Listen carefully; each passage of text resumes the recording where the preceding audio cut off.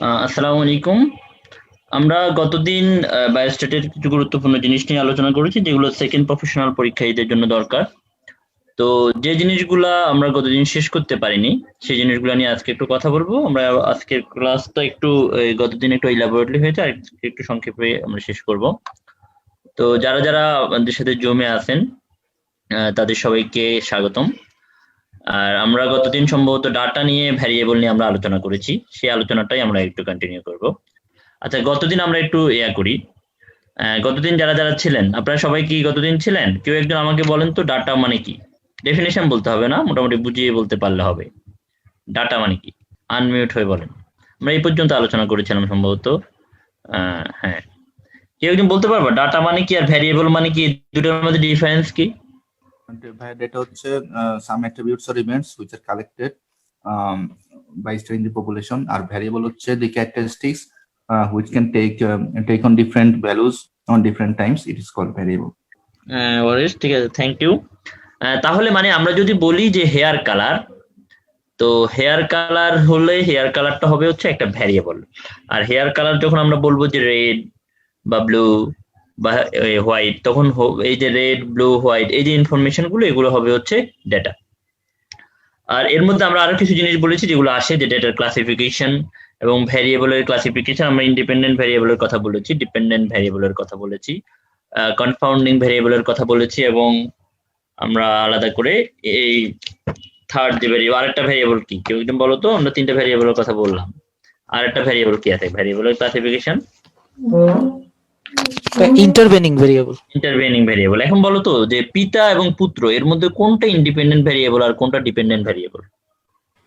Independent পিতা হচ্ছে independent, পুত্র হচ্ছে ডিপেন্ডেন্ট ভেরিয়েবল। হ্যাঁ, মানে পিতা থেকে পুত্র হবে, ঠিক না? তার মানে পিতা হচ্ছে ইন্ডিপেন্ডেন্ট ভ্যারিয়েবল হবে, পুত্র হচ্ছে ডিপেন্ডেন্ট ভ্যারিয়েবল হবে, মানে কজ এবং ইফেক্ট। ঠিক আছে, মোটামুটি তোমাদের ধারণা ক্লিয়ার। তাহলে আমরা একটু আগাই। ডাটার এই জিনিসটা অনেক সময় আসে প্রশ্নে, source of by dependent variable, by dependent variable আর ইন্ডিপেন্ডেন্ট ভেরিয়েবলটা আবার একটু বলবেন? আচ্ছা, আমরা একটু দেখাই তাহলে একটু ক্লিয়ার হবে। ধরো কোন একটা ঘটনা, এই ইন্ডিপেন্ডেন্ট ভ্যারিয়েবল মানে হচ্ছে কোন একটা জিনিস যেটা আরেকটা ভ্যারিয়েবলকে সে ইনফ্লুয়েন্স করবে, সেটা হচ্ছে ইন্ডিপেন্ডেন্ট ভ্যারিয়েবল। আর ডিপেন্ডেন্ট ভ্যারিয়েবল হচ্ছে যেটা আরেকটা ভ্যারিয়েবল দিয়ে ইনফ্লুয়েন্স হবে, সেটা হচ্ছে ডিপেন্ডেন্ট ভ্যারিয়েবল। মানে আমরা যদি বলি যে কজ এবং ইফেক্ট, এই কজটা হবে হচ্ছে ইন্ডিপেন্ডেন্ট ভ্যারিয়েবল, ইফেক্টটা হবে হচ্ছে ডিপেন্ডেন্ট ভ্যারিয়েবল। আমরা একটা উদাহরণ দিচ্ছি, দেখো নিচের দিকে, যে ওবেসিটি থেকে এমআই হচ্ছে, মায়োকার্ডিয়াল ইনফার্কশন হচ্ছে। তাহলে ওবেসিটি হচ্ছে এখানে কজ, মায়োকার্ডিয়াল ইনফার্কশনটা হচ্ছে এখানে ইফেক্ট। এই জন্য ওবেসিটিটা হবে হচ্ছে ইন্ডিপেন্ডেন্ট ভ্যারিয়েবল, আর এমআই বা হার্ট অ্যাটাকটা হবে হচ্ছে ডিপেন্ডেন্ট ভ্যারিয়েবল। যদি আমরা এখানে ওবেসিটির জায়গায় পিতা বসাই, এমআই এর জায়গায় পুত্র বসাই, তাহলে পিতা থেকে পুত্র হচ্ছে, পিতা হবে হচ্ছে ইন্ডিপেন্ডেন্ট ভ্যারিয়েবল, পুত্র হচ্ছে ডিপেন্ডেন্ট ভ্যারিয়েবল, এটাই। এবং এর মধ্যে ইন্টারভেনিং ভ্যারিয়েবল ছিল একটা থার্ড ভ্যারিয়েবল, যেটা ডিপেন্ডেন্ট এবং ইন্ডিপেন্ডেন্টের মধ্যে আরেকটা সম্পর্ক স্থাপন করে। যেমন ফ্যাট ইনটেক, বেশি পরিমাণ চর্বি জাতীয় খাওয়ার যদি কেউ খাসি খাওয়ার অভ্যাস থাকলে, তাহলে এগুলো গিয়ে কি এখান থেকে হার্ট অ্যাটাক হতে পারে। সেই হার্ট অ্যাটাকটা কিভাবে হয়? সেটা হচ্ছে চর্বিগুলো করোনারি আর্টারিতে জমে অ্যাথেরোস্ক্লেরোসিস করে ফেলে এবং সেখান থেকে এমআই হয়। তার মানে এই যে অ্যাথেরোস্ক্লেরোসিসটা, এটা হচ্ছে ফ্যাট ইনটেক এবং এমআই এর মধ্যে সম্পর্ক স্থাপন করতেছে। তার মানে এটা হচ্ছে ইন্টারভেনিং ভ্যারিয়েবল। আর একটা থার্ড ভ্যারিয়েবলের কথা বলেছি, যেটা আসলে আলাদা আলাদা করে দুটোর সাথে সম্পর্ক স্থাপন করে, এদের সম্পর্ককে ডিস্টর্ট করে। যেমন ওবেসিটি এমআই করে, কিন্তু দেখা যায় যে পেশেন্টের উপর আমরা একটা গবেষণা করতেছি যে এরা হচ্ছে ওবেস, এদের এমআই হয় কিনা আমরা দেখবো। তার যদি হাইপার টেনশন থাকে, তাহলে এটা আপনাদের এই সম্পর্কটাকে ডিস্টর্ট করবে। কিভাবে? এই যে হাইপার টেনশনটা, এটা আলাদা করেও এমআইটা করে ফেলতে পারে। তার মানে আমি বুঝবো না যে ওবেসিটি থেকে এমআইটা হচ্ছে কিনা, আবার হাইপার টেনশন থেকে আলাদা করে ওবেসিটিও হতে পারে। এই যে একটা কনফিউজিং একটা রিলেশনশিপ তৈরি করে, এই জন্য এটাকে আমরা বলি হচ্ছে কনফাউন্ডিং ভ্যারিয়েবল।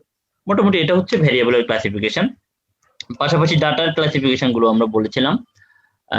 এই আমরা এরপরে চলে যাই সোর্স অফ ডাটা। অনেক সময় সোর্স অফ ডাটা গুলো আসে, এই জিনিসগুলো লিখে দিবেন যে এই সমস্ত জিনিসগুলো থেকে আমরা ডাটাটাকে পাই। অবজারভেশন থেকে ডাটা পাই, কোন একটা মেজারমেন্ট বা কাউন্টিং করে আমরা ডাটা পাই। তারপরে হচ্ছে কোন একটা এক্সপেরিমেন্ট আমরা যখন করব, সেই এক্সপেরিমেন্টের রেজাল্ট দেখে আমরা একটা ডাটা পাবো। কোন একটা সার্ভে যখন করবো, সেই সার্ভে থেকে আমরা রেজাল্ট পাবো। সেন্সাস বা একটা ধরো আদমশুমারি আমি করতেছি, জনসংখ্যা গণনা করতে, এখান থেকে আমরা একটা ডেটা পাই। বিভিন্ন রকম, ধরো তুমি একটা পরীক্ষা নিলাম, তোমার স্টুডেন্টের মধ্যে তুমি 50 জন স্টুডেন্টকে পড়াও, সেই 50 জন স্টুডেন্টের একটা এক্সাম নিলা, সেই এক্সাম থেকে 50 জন স্টুডেন্টের তুমি 50টা নাম্বার পাবা, এগুলো হচ্ছে ডেটা। তার মানে এটাও একটা ডেটার সোর্স। রেকর্ড থেকে ডাটা পাচ্ছি, ডকুমেন্ট থেকে পাচ্ছি, আদার স্টেজ থেকে পাচ্ছি। এটা আমার মনে হয় যে খুব বেশি আলোচনা দরকার নেই, যেহেতু এটা সবাই মোটামুটি বুঝি। কিন্তু এটা পরীক্ষায় আসে, আমি দেখেছি তোমাদের প্রফেট যে কোশ্চেনগুলো সেখানে এরকম একটা ছিল যে ডেটার ক্লাসিফিকেশন, সোর্স অফ ডেটা, এবং অনেক সময় মেথড অফ ডেটা কালেকশন আসে, একই জিনিস। ডাটার যে সোর্স যেটা, ওটাকে আমরা একটু যদি ঘুরিয়ে বলি, সেটাই হয়ে যায় হচ্ছে মেথড। এইগুলো তোমাদের খুব বেশি লাগবে না। রিসার্চ কোশ্চেন বা রিসার্চ হাইপোথিসিস নিয়ে তোমাদের এই বয়সে খুব বেশি আলোচনা দরকার নেই। তারপর একটা ধারণা রাখো যে আমরা যখন কোন একটা রিসার্চ করবো, রিসার্চ মানে কি বলতো? কেউ একদম বলতে পারবো রিসার্চ মানে কি? আমরা একটা ডেফিনেশন দিয়েছি, ডেফিনেশন দেখে কিছু বোঝা যায়? ধরো আমাদের জীবনে নানা ধরনের সমস্যা আছে, তোমাদের জীবনে নানা ধরনের সমস্যা থাকতে পারে, নানা ব্যক্তিগত, সামাজিক, পারিবারিক। এই সমস্যাগুলো থেকে তুমি যখন সলভ করতে চাইবা, তখন প্রথমে এই সমস্যা সম্বন্ধে তোমাকে জানতে হবে যে এই সমস্যাটা আছে। যেমন ধরো দেখা গেল যে তোমার পাশে একজন পেশেন্টের বা তোমার পরিবারের একটা লোকের এমআই হলো বা হার্ট অ্যাটাক হলো, তখন তোমার মনে এই প্রশ্নটা আসে যে এমআইটা কেন হয়। এই যে একটা প্রবলেম সম্বন্ধে তোমার মনে একটা প্রশ্ন জাগলো, এটাকে আমরা বলি হচ্ছে রিসার্চ কোশ্চেন। এই কোশ্চেনটার আনসার খোঁজার যে প্রক্রিয়া, এটাকেই আমরা বলি হচ্ছে রিসার্চ। বুঝে গেছেন? যেমন ধরো তোমাদের ধরো একটা সমস্যা আছে, সমস্যাটা কি? ধরো এরকম ক্লাসে ধরো তুমি কাউকে জিজ্ঞেস করলো যে তোমার সমস্যাটা কি। সমস্যা তো সবার জীবনে আছে, ঠিক না? তো সমস্যার যখন বললো, ও বললো যে আমাদের বাসায় কাজের বুয়া নেই। এটা হচ্ছে তার জন্য একটা সমস্যা। তো কাজের বুয়া না থাকাটা কেন সমস্যা, এটা বলতে পারবা যে প্রবলেমটা কি? যে আমরা বলতেছি যে প্রবলেম সম্বন্ধে যখন আমরা কোশ্চেন করব, সেই কোশ্চেনের যখন আনসার খুঁজবো, সেটাকে আমরা বলি হচ্ছে রিসার্চ। এবং প্রবলেমটা কি বলতো? প্রবলেম মানে কি, এটা কেউ বলতে পারবা? প্রবলেম মানে কি? ডিফিকাল্টিস। প্রবলেম মানে হচ্ছে, ধরো আমি বললাম যে একটা সমস্যা হচ্ছে কাজের বুয়া নাই। এখন কাজের বুয়া না থাকা এই জন্যই সমস্যা হয়েছে, পৃথিবীর অনেক লোকেরই কাজের বুয়া নাই, তাই বলে এটা কি তাদের সমস্যা? সবার কিন্তু এটা সমস্যা না। কাজের বুয়া না থাকা তাদের জন্যই সমস্যা যারা আশা করে যে তাদের একটা কাজের বুয়া থাকবে, ঠিক না? গ্রামের যারা, তার সবার কি কাজের বুয়া আছে? সবার কিন্তু কাজের বুয়া নেই। কিন্তু শহরে আমরা যারা আছি, তোমরা যারা আছো, তাদের মনে হয় যে হ্যাঁ, বাসায় একটা কাজের বুয়া থাকবে, সেটা ওর হচ্ছে এক্সপেকটেশন। আর রিয়েলিটি হচ্ছে তার কাজের বুয়াটা নাই। তখন তার মনে প্রশ্ন জাগে যে কাজের বুয়া নাই কেন। এই যে আমরা বলি, সেটা হচ্ছে যে এক্সপেকটেশন থেকে যদি তুমি রিয়েলিটিটাকে বাদ দাও, আমরা বলি যে expectation minus reality is called problem.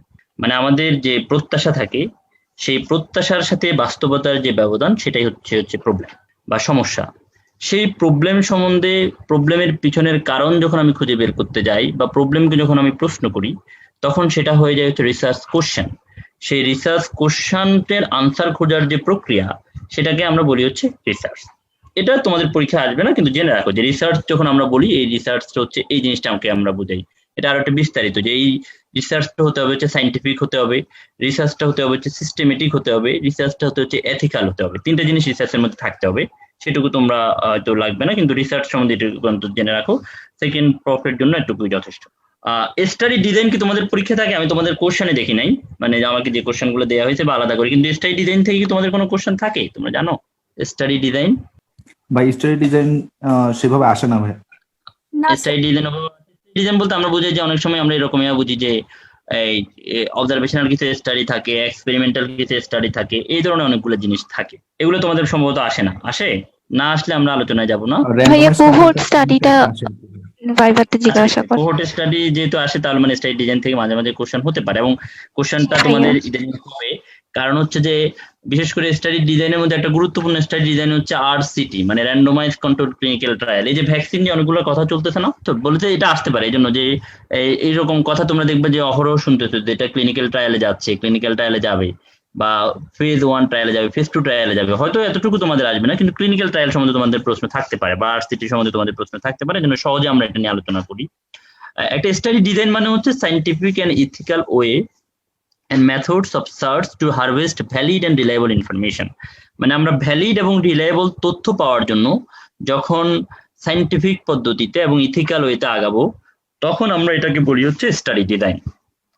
Scientific মানে কি কেউ বলতে পারবে? আমরা একটা ওপেন ক্লাস করি, যে তোমরা যদি ওপেনলি আমাদের সাথে আলোচনা অংশগ্রহণ করো তাহলে ভালো হয়। বলো তো কেউ একজন যে সাইন্টিফিক মানে কি? আমরা বলি না যে এটা আমরা মানবো না কারণ এটা সাইন্টিফিক না, কিন্তু আমরা কি কখনো চিন্তা করে দেখছি যে সাইন্টিফিক বলতে আমরা কি বুঝাই? কেউ বলতে পারবা মানে একটু সাহস করে বললে আমার ধারণা পারবা। ভাইয়া যেটার পিছনে কোনো লজিক যুক্তি আছে। আর যেটা প্রুভেন, যেটার যুক্তি আছে সেটা তো লজিক্যাল, সেটা কি সাইন্টিফিক? সব লজিক্যাল জিনিস কি সাইন্টিফিক হবে? অ্যাপ্রুভ হতে হবে লজিকটা। আচ্ছা শোনো, এটা তোমরা এই ধরনের প্রশ্নগুলোর সামনে মুখোমুখি হবা, এই জন্য বলা। সাইন্টিফিক মানে হচ্ছে এভিডেন্স বেস, এই শব্দটা মনে রাখবা। সাইন্টিফিক মানে হচ্ছে এভিডেন্স বেস। আমরা যখন বলি যে এটা সাইন্টিফিক, তার মানে এই যে সাইন্টিফিক এর পিছনে এভিডেন্স আছে। আমি যে কথাটা বলতে চাই, আমি যখন বলবো যে মানে এই কথাটা সাইন্টিফিক, তার মানে এই কথাটার পিছনে কি আছে? এভিডেন্স আছে। তুমি যখন বলবা যে কিটো ডায়েট শরীরের পক্ষে ভালো, এই কথাটা সাইন্টিফিক, তার মানে এই কথাটার পিছনে এভিডেন্স আছে এবং কিছু এভিডেন্স তুমি দিতে পারবা যে হ্যাঁ এরকম কিটো ডায়েট দিয়ে মানুষজন ভালো হয়েছে। এই যে এভিডেন্স বেসড শব্দটা, এটাকেই বলা হয় সাইন্টিফিক। এটা খুব ভালো করে মাথায় রাখবা। আর এথিক্যাল মানে আমরা বলতেছি যে জিনিসটা নৈতিক বলতে আমরা যেটাকে বুঝি সেটা হচ্ছে ethical.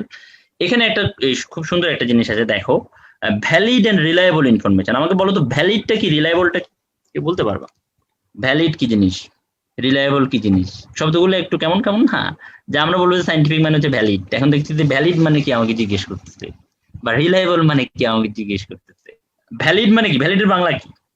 ভ্যালিডের something which is directly observed, directly obtained from which is directly observed, মানে হচ্ছে আমি স্পেসিফিক্যালি যেটা দেখলাম সেটা হচ্ছে মানে যদি লিখি সেটা হচ্ছে ভ্যালিড। আর রিলায়েবল হচ্ছে ভাইয়া যদি একাধিক পার্সন মানে মোর দ্যান ওয়ান পার্সন যদি একটা জিনিস এক্সামিন করে তাহলে হচ্ছে বারবার একই রেজাল্ট পাবে, এটা হচ্ছে ভাই রিলায়েবল। হ্যাঁ, খুব ভালো আনসার বলছো। আমি আর একটু ব্যাখ্যা করে দিই তাহলে সবার পক্ষে সুবিধা হবে। ধরো তোমার সামনে এই মেসিকে নিয়ে আসলো, লায়নেল মেসিকে আনলো, তোমাকে বলবো যে তার ব্লাড প্রেশারটা দেখো।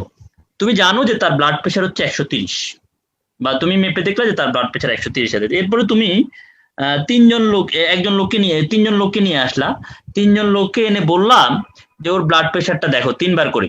মানে আমরা ধরো সিস্টোলিক ব্লাড প্রেশার কথা বলছি, ব্লাড প্রেশার দুজন হতে পারে। তো সে তোমাকে তার অ্যাকচুয়াল ব্লাড প্রেশারটা কত মাথায় রাখো, সেটা হচ্ছে 130।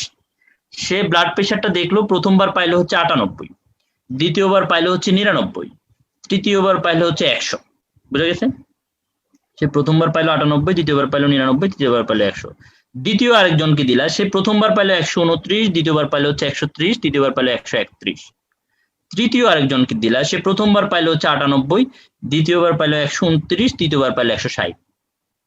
এখন এখানে দেখো আমরা বলেছি যে বলতেছে 98, 99, 100, এই যে 98, 99, 100 বললো, যেখানে অরিজিনাল ব্লাড প্রেশারটা হচ্ছে 130, এই ইনফরমেশনটাকে বলা হচ্ছে not valid but reliable.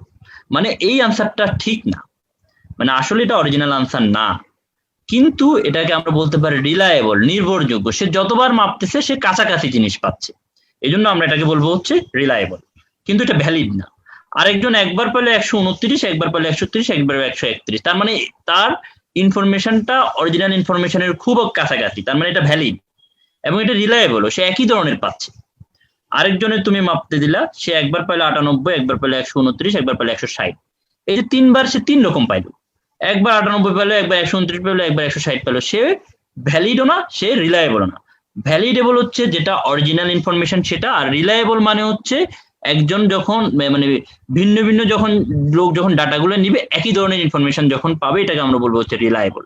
Reliable যে জিনিসটা সেটা ভ্যালিড নাও হতে পারে, ভ্যালিড যে জিনিসটা সেটা কিন্তু রিলায়েবল হবে। ভ্যালিড যে জিনিসটা আবার এরকম হতে পারে, যেমন আমি তোমাকে বলি, যেমন ধরো একজন লোক সে সব সময় মিথ্যা কথা বলে, যে লোক সব সময় মিথ্যা কথা বলে তার ব্যাপারটাকে তুমি ভ্যালিড বলবা না রিলায়েবল বলবা, বলো তো? নাকি দুটোই বলবা? যে তোমার একজন বন্ধু ও সবসময় মিথ্যা কথা বলে, এখন তোমাকে বললো বলো তো তার কথাগুলো কি ভ্যালিড নাকি রিলায়েবল, কি বলবা? Not valid but reliable. হ্যাঁ, তার ব্যাপারে আমরা বলতে পারি যে সে নট ভ্যালিড, সে মিথ্যা কথা বলে, কিন্তু সে সবসময় মিথ্যা কথা বলে, ঠিক না? এর জন্য সে রিলায়েবল। আবার একজন লোক সবসময় সত্য কথা বলে, সে হচ্ছে ভ্যালিড এবং রিলায়েবল। আর আমরা যারা আছি মাঝে মাঝে মিথ্যা কথা বলি, মাঝে মাঝে সত্য কথা বলি, আমরা আসলে ভ্যালিডও না রিলায়েবলও না। যে আমাদের ব্যাপার বলা যাবে না যে সঠিক কথা বলতেছে, আবার সে সবসময় একই কথা বলবে সেটাও বলা যাচ্ছে না। এই জন্য এটাকে আমরা বলি হচ্ছে ভ্যালিড এবং রিলায়েবল। তাহলে ভ্যালিড এবং রিলায়েবলের বিষয়টা ক্লিয়ার? সহজ ভাষায় উদাহরণটা মনে রাখবা। তো এটাই হচ্ছে আমাদের আমরা যখন একটা স্টাডি ডিজাইন করব, সেই স্টাডি ডিজাইনটার মানে হচ্ছে একটা এভিডেন্স বেস উপায়ে, একটা এথিক্যাল উপায়ে কিছু মেথড তৈরি করা, যে মেথডের মাধ্যমে আমরা ভ্যালিড এবং রিলায়েবল ইনফরমেশনটা পাবো। এটাই হচ্ছে স্টাডি ডিজাইন। স্টাডি ডিজাইনে এই ডেফিনেশনটা দিব, তোমাদের আসলে সর্বোচ্চ ডেফিনেশনটা আসবে। পাশাপাশি একটা জিনিস আসতে পারে তোমাদের, সেটা হচ্ছে যে এই স্টাডি ডিজাইনের টাইপ গুলো আসতে পারে। একটা হচ্ছে অবজারভেশনাল স্টাডি, একটা হচ্ছে এক্সপেরিমেন্টাল স্টাডি। ধরো তুমি বিয়ের জন্য পাত্রী দেখতেছো, আমরা যে মনে হয় যে একটু বলছিলাম কিনা কে জানে। ধরো বিয়ের জন্য তুমি পাত্রী দেখতেছো, তুমি পাত্রী দেখেই যাচ্ছ বিয়ের জন্য। এই যে পাত্রী শুধু তুমি দেখেই যাচ্ছ, এই জিনিসটা হচ্ছে শুধু অবজারভেশন করতেছো, এটাকে আমরা বলি হচ্ছে অবজারভেশনাল স্টাডি। কিন্তু এমন হতে পারে যে তুমি বিয়ে করে ফেলছো, তার মানে তুমি একটা ইন্টারভেনশন করলা বা হস্তক্ষেপ করলা, বা আমরা বলতে পারি এক্সপেরিমেন্ট করলা। এই যে ইন্টারভেনশন, হস্তক্ষেপ বা এক্সপেরিমেন্ট বলবা, এই জন্য এটাকে আমরা বলি হচ্ছে experimental study. Clear? Observational study মানে হচ্ছে যেখানে যে রিসার্চ করবে বা যে এই ভ্যালিড এবং রিলায়েবল ইনফরমেশন খুঁজবে, সে এখানে কোনো ভূমিকা পালন করবে না, সে শুধু দেখে যাবে। আর এক্সপেরিমেন্টাল মানে হচ্ছে সে এখানে কিছুটা ভূমিকা পালন করবে। ধরো আমরা কয়েকজন লোক, আমরা দেখতেছি যে কোভিডে অনেক মানুষ মারা যাচ্ছে। এই যে কোভিডে অনেক মানুষ মারা যাচ্ছে, আমি যেটা শুধু দেখতেছি, এটা হচ্ছে অবজারভেশনাল স্টাডি। কিন্তু আমি দেখলাম যে কোভিডে যেহেতু মানুষজন মারা যাচ্ছে, আমি কিভাবে ভালো করতে পারি? আমি তাকে চিরতার রস খাওয়াই দিলাম। এই যে বা এই আমরা চিরতার রস খাওয়াই, দেখলাম যে সে ভালো হয় কিনা। তো এই যে চিরতার রস যে তুমি খাওয়াইলে, তুমি একটা ইন্টারভেনশন করলা, এই জন্য এটাকে আমরা বলি হচ্ছে এক্সপেরিমেন্টাল স্টাডি। এটা হচ্ছে মোটামুটি দুই ভাগ। আবার অবজারভেশনটাকে আমরা দুই ভাগে ভাগ করতে পারি। ধরো আমরা বললাম যে তুমি বিয়ের জন্য অনেকগুলো পাত্রী দেখছো, তুমি বাসায় এসে বলো যে আমি অনেকগুলো পাত্রী দেখলাম, পাত্রীর মধ্যে প্রথম পাত্রী হচ্ছে খুবই সুন্দরী এবং প্রফে প্লেস করা, আর দ্বিতীয় পাত্রী যে সেও প্রফে প্লেস করা, তবে সে অত বেশি সুন্দর না। এই যে তুমি অনেকগুলো বর্ণনা দিয়ে যাচ্ছ, এটা শুধু ডেসক্রিপটিভ স্টাডি। ডেসক্রিপটিভ স্টাডি কিছু উদাহরণ আমরা দিয়েছি, দেখো case study, surveillance, census, cross sectional study, এগুলো হচ্ছে ডেসক্রিপটিভ স্টাডি। আর একটা জিনিস হচ্ছে অ্যানালাইটিক স্টাডি। তুমি যখন বাসায় গিয়ে বললা যে তুমি যে পাত্রী দেখে আসছো, সেই পাত্রী খুবই সুন্দরী, সে প্রফে প্লেস করা, কিন্তু তার বয়স হয়ে গেছে 30, এখনো বিয়ে হয় নাই, তখন তোমার পিতা বলতে পারে যে এত বয়স হয়ে যাওয়ার পরে, এত গুণ থাকার পরে তার বিয়ে হয় নাই কেন, কারণ কি? এই যে কারণ কি, এই প্রশ্নটা করলো, একটা জিনিস মানে ভিতরে ঢুকে প্রশ্ন করলো, এটা হচ্ছে অ্যানালাইসিস। এবং এই ধরনের স্টাডি গুলোকে আমরা বলি হচ্ছে অ্যানালাইটিক্যাল স্টাডি। ডেসক্রিপটিভ স্টাডি হচ্ছে সেই স্টাডি যেটাতে তুমি শুধু বর্ণনা দিয়ে যাবা, আর অ্যানালাইটিক স্টাডি হচ্ছে যেখানে বর্ণনা দেওয়ার পাশাপাশি তুমি পিছনের কারণ খুঁজতে চাইবা, সেটা হচ্ছে অ্যানালাইটিক স্টাডি। নামগুলো মনে রাখো, তোমাদের নামগুলো আসতে পারে, নামের বর্ণনা খুবই কম আসবে, দু একটা বর্ণনা আসবে, আমরা বলে দিব। তাহলে ডেসক্রিপটিভ স্টাডির বর্ণনাগুলো দেখো, কেস স্টাডি, তুমি ধরো অনেকগুলা মানে এরকম বিস্তারিত বলতে গেলে আমাদের একটু সময় লাগবে, এই জন্য তুমি শুধু নামটা দেখে নাও। অ্যানালাইটিক্যাল স্টাডি গুলো গুরুত্বপূর্ণ, এগুলো তোমাদের পরীক্ষা আসতে পারে। Case control study, cohort study, cross sectional study, এই তিনটা একটু আলাদা করে পড়বা।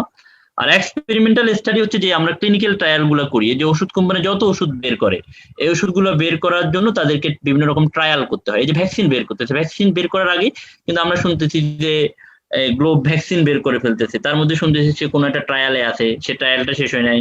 আবার শুনছি যে ট্রায়ালটা শুরুই হয় নাই, শেষ হবে কোন দিক থেকে, সে আইসিডিডি এর বিষয়ে চুক্তি করতেছে, আবার চুক্তি বাতিল করতেছে, কেন? ট্রায়াল করার জন্য। এই যে ট্রায়াল গুলো, এগুলো সবগুলো হচ্ছে এক্সপেরিমেন্টাল স্টাডি।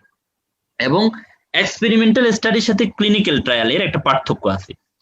এক্সপেরিমেন্টাল স্টাডি মানে হচ্ছে যে কোনো রকম এক্সপেরিমেন্ট, যেটা তুমি ধরো তুমি প্রথমে কি করলা, ভ্যাকসিনটা প্রথমে কি করলো, প্রথমে কাদেরকে ভ্যাকসিনটা দেওয়া হয়েছে জানো? এই যে গ্লোবের যে ভ্যাকসিনটা, ওরা প্রথমে কাকে দিয়ে বলছে যে আমরা ভ্যাকসিন আবিষ্কার করে ফেলছি? খরগোশ। হ্যাঁ, খরগোশকে। তার মানে তুমি প্রথমে এনিমেল ট্রায়াল করবা।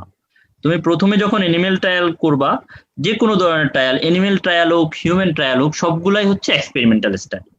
কিন্তু যখন তুমি এনিমেল ট্রায়াল এর পরে গিয়ে হিউম্যানের উপর ট্রায়ালটা শুরু করবা, মানুষের উপর যখন ট্রায়ালটা শুরু করবা, তখন এই ট্রায়ালটার নাম হবে ক্লিনিক্যাল ট্রায়াল। মানে সব, মানে আমরা বলতে পারি সব ক্লিনিক্যাল ট্রায়ালই এক্সপেরিমেন্টাল স্টাডি, কিন্তু সব এক্সপেরিমেন্টাল স্টাডি ক্লিনিক্যাল ট্রায়াল না। এটা হচ্ছে মেন কথা। যখন এক্সপেরিমেন্টাল স্টাডিটা হিউম্যানের উপর করা হয়, মানুষের উপর করা হয়, তখন আমরা এটাকে ক্লিনিক্যাল ট্রায়াল করব। এবং এই ক্লিনিক্যাল ট্রায়াল করার পদ্ধতির উপর ভিত্তি করে অনেকগুলো নাম আছে, যেমন দেয়া আছে দেখো, RCT, CIT, quasi experimental study, randomize control clinical trial, বা community interventional clinical trial, quasi experimental study. এগুলো হচ্ছে আলাদা আলাদা করে বর্ণনা। এই বর্ণনাগুলো সংক্ষেপে আমরা বলবো, তোমরা না বুঝলে প্রশ্ন করবা। প্রশ্ন করলে যেটা সুবিধা হবে, আমি বুঝবো তোমরা ক্লাসের মধ্যে আসো, আর না হলে তো অনেক সময় আমরা ক্লাস থেকে হারাই না। ঠিক আছে, এখন বলো এর মধ্যে কারো কোনো প্রশ্ন আছে কিনা? স্টাডি ডিজাইন থেকে যে টাইপ গুলো বললাম এর মধ্যে কারো প্রশ্ন আছে কিনা? না ভাইয়া। প্রশ্ন নাই, ক্লিয়ার সবার কাছে? অনেকে ফেসবুকে ফলো করতেছো, ক্লাসটা আসলে মেইনলি পার্ট 1 এর জন্য না, ক্লাসটা হচ্ছে সেকেন্ড প্রফের জন্য। এই জন্য সেকেন্ড প্রফ রিলেটেড যদি কোশ্চেন থাকে তাহলে তোমরা ফেসবুক করতে পারো। আচ্ছা শোনো, এখান থেকে অ্যানালিটিক স্টাডি যে টাইপগুলো এগুলো অনেক সময় আসতে পারে। যেমন একটা হচ্ছে case control study, cohort study, cross sectional study. একটা হচ্ছে যে আমরা স্টাডি গুলো কিভাবে করতে পারি। একটা হচ্ছে যে ধরো, আচ্ছা এখানে দেখো প্রসপেক্টিভ স্টাডি বোঝাচ্ছে, রেট্রোস্পেক্টিভ স্টাডি বোঝাচ্ছে। এটা বুঝলে আমাদের এটা বুঝতে সুবিধা। প্রসপেক্টিভ স্টাডি মানে হচ্ছে যে স্টাডিটা করার জন্য আমাদেরকে সামনের দিকে যেতে হয়। সহজভাবে বলি, যেমন তোমার বন্ধুরা সিগারেট খায় কয়েকজন, তোমার বন্ধুরা যখন সিগারেট খায় তখন তুমি তাদেরকে বললা যে সিগারেট খেলে মানুষ, সিগারেট খাওয়া স্বাস্থ্যের জন্য ক্ষতিকর। ও বললো কেন, আমি তো শুনছি সিগারেট খাওয়া স্বাস্থ্যের জন্য খুবই ভালো, যারা সিগারেট খায় এদেরকে আমরা দেখেছি যে অনেকদিন বাঁচে। তখন তুমি যেটা করবা যে তোমার 10 জন বন্ধু সিগারেট খায়, তুমি দেখতে থাকলা যে এদের কি অবস্থা, 10 বছর পরে এদের থেকে জানলা, 20 বছর পরে জানলা, 30 বছর পরে জানলা। একসময় তুমি এটার রেজাল্ট দেখতে পেলে, দেখলা যে 10 জন যারা সিগারেট খেলো তাদের মধ্যে 8 জনই ক্যান্সারে আক্রান্ত হয়ে মারা গেছে। তখন তুমি এটা ধারণা করবা যে সিগারেট খাওয়াটা আসলে স্বাস্থ্যের জন্য ক্ষতিকর, এভিডেন্স পাওয়া গেছে। এদের সামনের দিকে তুমি গেলা, কজ থেকে ইফেক্টের দিকে গেলা, এটাকে আমরা বলি হচ্ছে প্রসপেক্টিভ স্টাডি। আবার তুমি দেখলা যে তোমার বাড়ির পাশে হঠাৎ করে অনেকগুলো ছেলে ডায়রিয়ায় আক্রান্ত হলো, তখন তুমি কেন এরা ডায়রিয়ায় আক্রান্ত হলো এটা খোঁজার জন্য চেষ্টা করলো, ওদেরকে প্রশ্ন করলা যে তোমরা কি করেছো, তোমরা গতকাল কোথায় কোথায় গিয়েছো, কি খেয়েছো। তারা বললো যে আমরা সবাই তো ফুটবল খেলতে গিয়ে রাস্তার পাশের যে কূপ আছে ওখানে পানি খেয়ে আসছিলাম।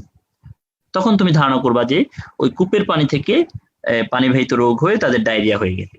এই যে ইফেক্ট থেকে আমরা কজের দিকে গেলাম, মানে কারণ খুঁজতে গিয়ে, এটাকে আমরা বলি হচ্ছে রেট্রোস্পেক্টিভ স্টাডি। যে স্টাডিতে আমি ইফেক্ট থেকে বা আউটকাম থেকে বা রেজাল্ট থেকে আমি কজের দিকে যাচ্ছি, পিছনের দিকে যাচ্ছি, এটাকে আমরা বলি হচ্ছে রেট্রোস্পেক্টিভ স্টাডি। রেট্রো মানে হচ্ছে পিছনের দিক, প্রসপেক্টিভ মানে হচ্ছে সামনের দিকে যাচ্ছে।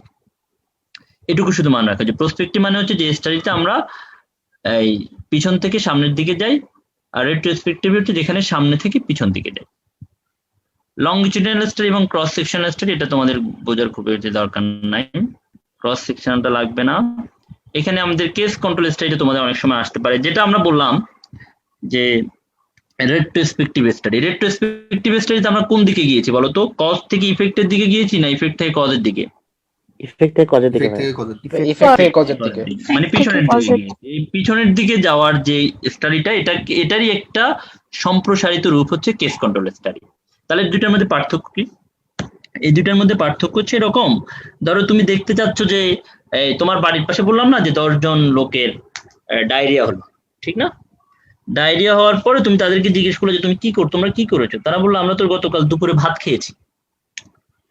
তখন তুমি লিখে ফেললা যে ভাত খাওয়া হচ্ছে ডায়রিয়া রোগের কারণ।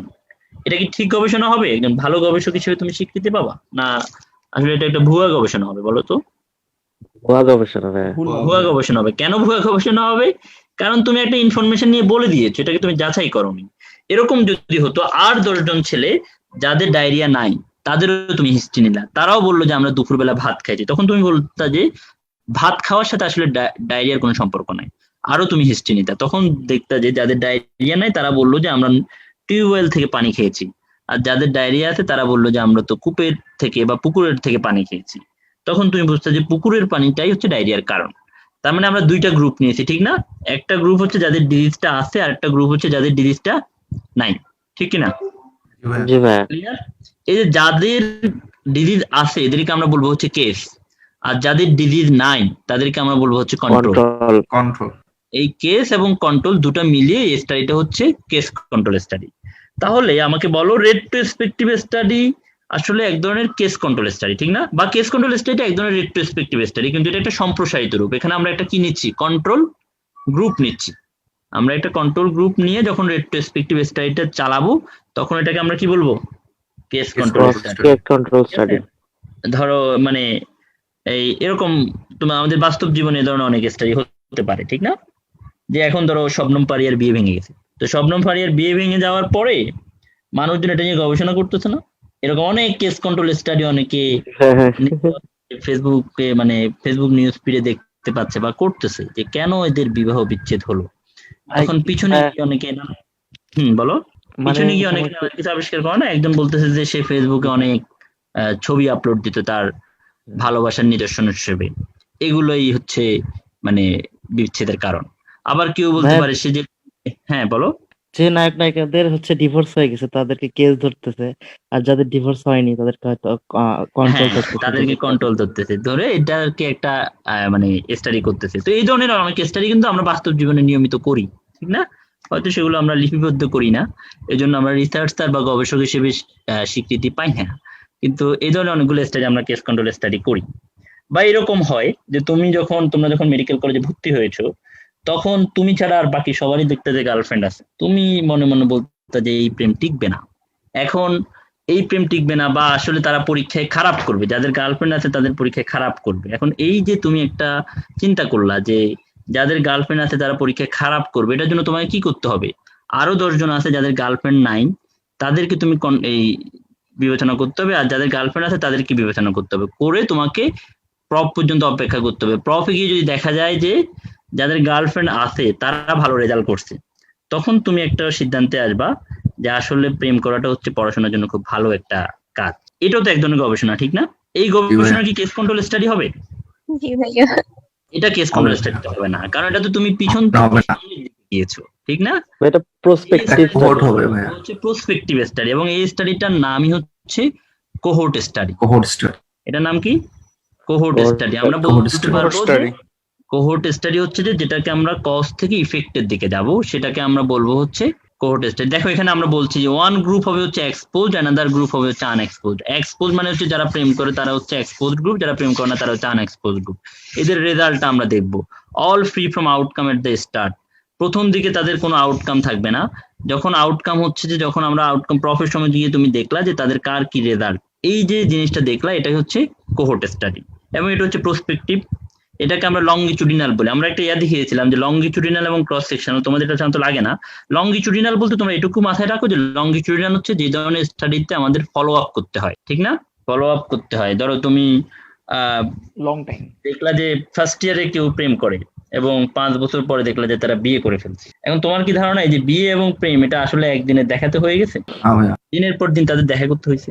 এই যে দিনের পর দিন তাদের দেখা করতে হয়েছে, এগুলো হচ্ছে ফলো আপ, ঠিক না? ফলো আপ নিতে হয়েছে। এই যে ফলো আপটা নেয়া, এই ধরনের স্টাডি গুলোকে আমরা বলি হচ্ছে লংগিচুডিনাল স্টাডি। এই লংগিচুডিনাল স্টাডি একটা বিপরীত স্টাডি আছে যেটাকে আমরা বলি হচ্ছে ক্রস সেকশনাল স্টাডি, যেখানে আমরা কোনো ফলো আপ নিই না, আমরা এখনই রেজাল্টটা দেখে ফেলি।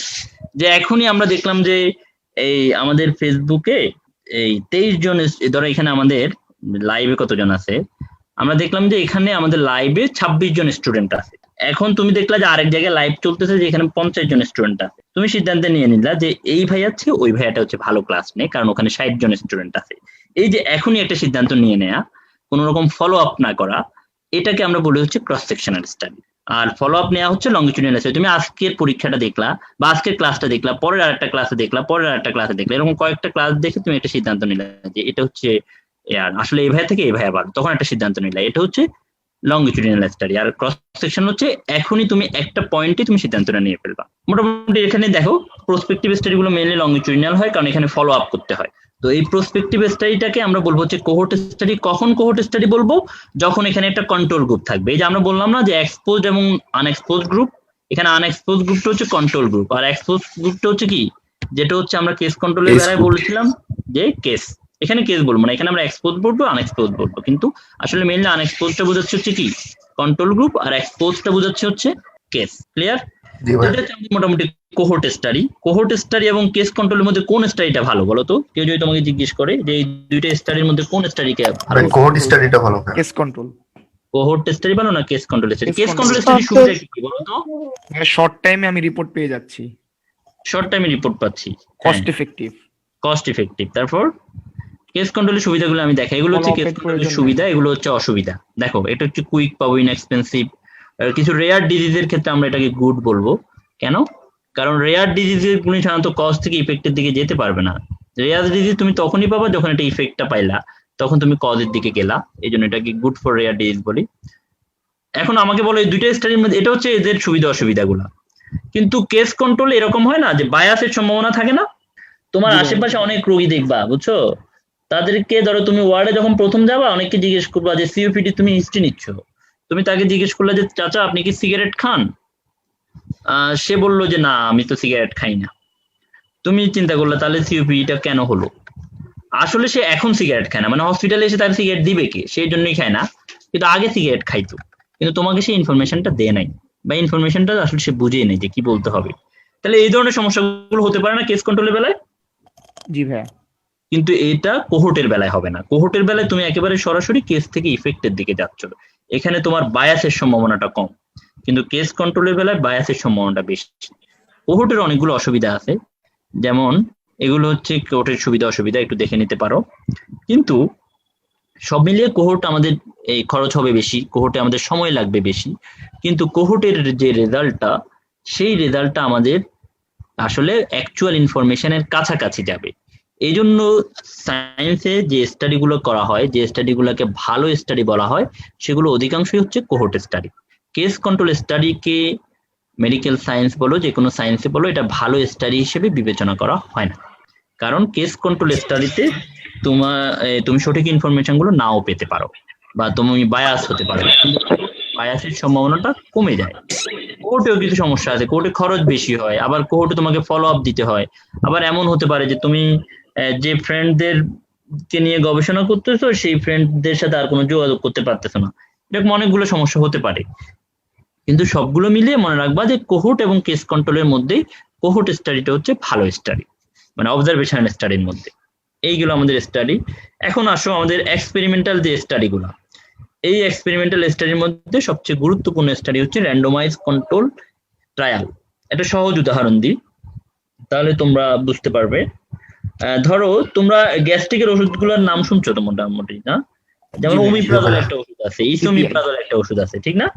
একই, সবগুলাই হচ্ছে মানে অ্যান্টি আলসারেন্ট, কিন্তু বিভিন্ন নামে কোম্পানিগুলো চালু রেখেছে, এক একটা দাম এক এক রকম, কোনোটা 5 টাকা, আবার নতুন একটা বের করলো যেটার দাম 60 টাকা, আবার একটা বের করলো যেটার দাম 20 টাকা। এখন 5 টাকার যে ওষুধটা আছে, সেই ওষুধটা যদি বাজারে থাকে, তুমি 60 টাকার ওষুধটা কি কিনবা? বা তুমি 60 টাকার ওষুধ কেন লিখবা? এটা তখনই লিখবা তখন যখন তুমি বুঝবা যে 7 টাকার যে ওষুধটা সেটা 5 টাকার ওষুধ থেকে ভালো, ঠিক না? এটা বুঝতে পারলেই তুমি তখন এটা ব্যবহার করবা। এই জন্য তোমাকে যেটা করতে হবে সেটা হচ্ছে, একজন মানুষ যার এই পেপটিক আলসার ডিজিজ আছে, তাকে তুমি এই 5 টাকার ওষুধটা খাওয়াবা, তার কেমন লাগবে দেখবা। এরপরে তাকে তুমি 60 টাকার ওষুধটা খাওয়াবা, তার কেমন লাগবে দেখবা। দুইটা এক্সপিরিয়েন্সের উপর ভিত্তি করে তুমি সিদ্ধান্তে আসবা আসলে কোন ওষুধটা ভালো। এটা যদি তোমাকে প্রমাণ করে যে 60 টাকার ওষুধটা খেলে ভালো লাগে, তখন তুমি 60 টাকার ওষুধটা কিনবা, অথবা 60 টাকার ওষুধটা কাউকে প্রেসক্রাইব করবা। তো এই গবেষণাটা এইভাবে করা হয়, সেটা হচ্ছে একটা গ্রুপ রাখা হয় যাদেরকে আমরা বলতে পারি হচ্ছে কন্ট্রোল গ্রুপ, ঠিক না? আর একটা গ্রুপ রাখা হয় যাদেরকে আমরা বলতে পারি হচ্ছে এক্সপেরিমেন্টাল গ্রুপ। তো যারা এক্সপেরিমেন্টাল গ্রুপ তাদেরকে আমরা 7 টাকার যে ওষুধটা তাদেরকে খাওয়াইলাম, আর যেটা কন্ট্রোল গ্রুপ তাদেরকে আমরা 5 টাকার ওষুধটা খাওয়াইলাম। খাওয়ানোর পরে আমরা রেজাল্টটা দেখবো। যদি দেখা যায় যে এক্সপেরিমেন্টাল গ্রুপ বললো যে তাদের সিমটমটা রিলিভ করেছে বেশি, তখন আমরা বলবো যে এক্সপেরিমেন্টাল যে ওষুধটা মানে 7 টাকা, ধরো ইসোমিপ্রাজলটা আমরা বলবো যে ওমিপ্রাজলের চেয়ে ভালো। এই যে একটা ট্রায়াল আমরা করলাম, এটাকে আমরা বলি হচ্ছে র্যান্ডমাইজ কন্ট্রোল ট্রায়াল। এই শব্দগুলোর আলাদা আলাদা মানে আছে। ট্রায়াল বলতে তো বুঝতেছো, ট্রায়াল মানে কি? আমরা বলছি ট্রায়াল মানে হচ্ছে এক্সপেরিমেন্ট, ঠিক না? ট্রায়াল মানে কি? এক্সপেরিমেন্ট। র্যান্ডমাইজ মানে, এখন দেখা গেল যাদেরকে তুমি এক্সপেরিমেন্টাল গ্রুপ বলতেছো, যাদেরকে তুমি 7 টাকার ওষুধটা খাওয়াচ্ছ, ধরো ইসোমিপ্রাজলটা খাওয়াচ্ছ, আরেক গ্রুপ কন্ট্রোল গ্রুপ যাদেরকে তুমি 5 টাকার ওষুধটা খাওয়াচ্ছ। এখন দেখা গেল যাদের সিমটম কম, যারা একটু সুস্থ স্বাস্থ্যবান, তাদেরকে তুমি 7 টাকার ওষুধটা খাওয়াইলা, যারা একটু দুর্বল তাদেরকে 5 টাকার ওষুধটা খাওয়াইলা। তো স্বাভাবিকভাবে 7 টাকার ওষুধের যে পেশেন্টরা, তারা তো আসলে ভালো ফিল করবে, কারণ তারা আগে থেকেই সুস্থ ছিল। তার মানে তোমার গবেষণায় তুমি বায়াস হয়ে যেতে পারো। এই জন্য তুমি যখন মানে গ্রুপগুলো বাছাই করবা বা স্যাম্পল গুলোকে বাছাই করবা, তখন এটাকে তুমি র্যান্ডমাইজলি করতে হবে, মানে র্যান্ডমলি করতে হবে, বাছাই করা যাবে না। তুমি এটাকে র্যান্ডমলি, একটা শব্দ হচ্ছে লটারি, তুমি যখন নিবা তখন তুমি নিজের বিবেক বুদ্ধি দিয়ে না করে লটারির মাধ্যমে এই স্যাম্পল গ্রুপকে বাছাই করবে। বাছাই করে একটা গ্রুপকে তুমি এক্সপেরিমেন্টাল গ্রুপে রাখবা, একটা গ্রুপকে কন্ট্রোল গ্রুপে রাখবা। এটাই হচ্ছে র্যান্ডমাইজ। আর কন্ট্রোল মানে হচ্ছে, মানে শুধুমাত্র তুমি এক্সপেরিমেন্টাল গ্রুপটাকে 7 টাকার ওষুধ খাওয়াই দিলে চলবে না, আর একটা গ্রুপকে তুমি 5 টাকার ওষুধটা খাওয়াইতে হবে। ক্লিয়ার? এটা কি ক্লিয়ার সবাই? জি ভাইয়া। জি ভাইয়া। যে কোনো ড্রাগ যখন চালু হয়, সেই ড্রাগ গুলা চালু করার আগে, ধরো আমি বললাম যে ডায়রিয়াতে এজিথ্রোমাইসিন খুব ভালো ওষুধ, বা তোমরা যেটা জিম্যাক্স নামে চিনো। তো এটা প্রমাণ করার জন্য তোমাকে যেটা করতে হবে সেটা হচ্ছে, যাদের ডায়রিয়া আছে এরকম 20 জন লোককে তোমাকে এরিথ্রোমাইসিন খাওয়াইতে হবে। আরো 20 জন লোক যাদের ডায়রিয়া আছে তাদেরকে তুমি কিছু খাওয়াবা না, তখন তুমি ইফেক্টটা বুঝতে পারবা, ঠিক না? না হলে তো ডায়রিয়া দেখা গেলো এমনি 7 দিন পরে সবার ভালো হয়ে গেল, তো তুমি আর যাদেরকে ওষুধ খাওয়াইছো তাদের 7 দিন পরে ভালো হয়ে গেল, তখন তো এটা প্রমাণ হবে না। এই জন্য একটা গ্রুপ রাখতে হবে যারা ওষুধ পাবে না বা ভিন্ন একটা ওষুধ পাবে, আর একটা গ্রুপ রাখতে হবে যারা অ্যাকচুয়াল ওষুধটা পাবে, ঠিক না? এখন যে গ্রুপকে তুমি ওষুধ দিলা আর যে গ্রুপকে ওষুধ দিলা না, ওষুধ যারা পাবে না তারা তো মনে করবে যে আমরা তো ওষুধই পাই না, আমরা কিভাবে ভালো হবো, ঠিক না?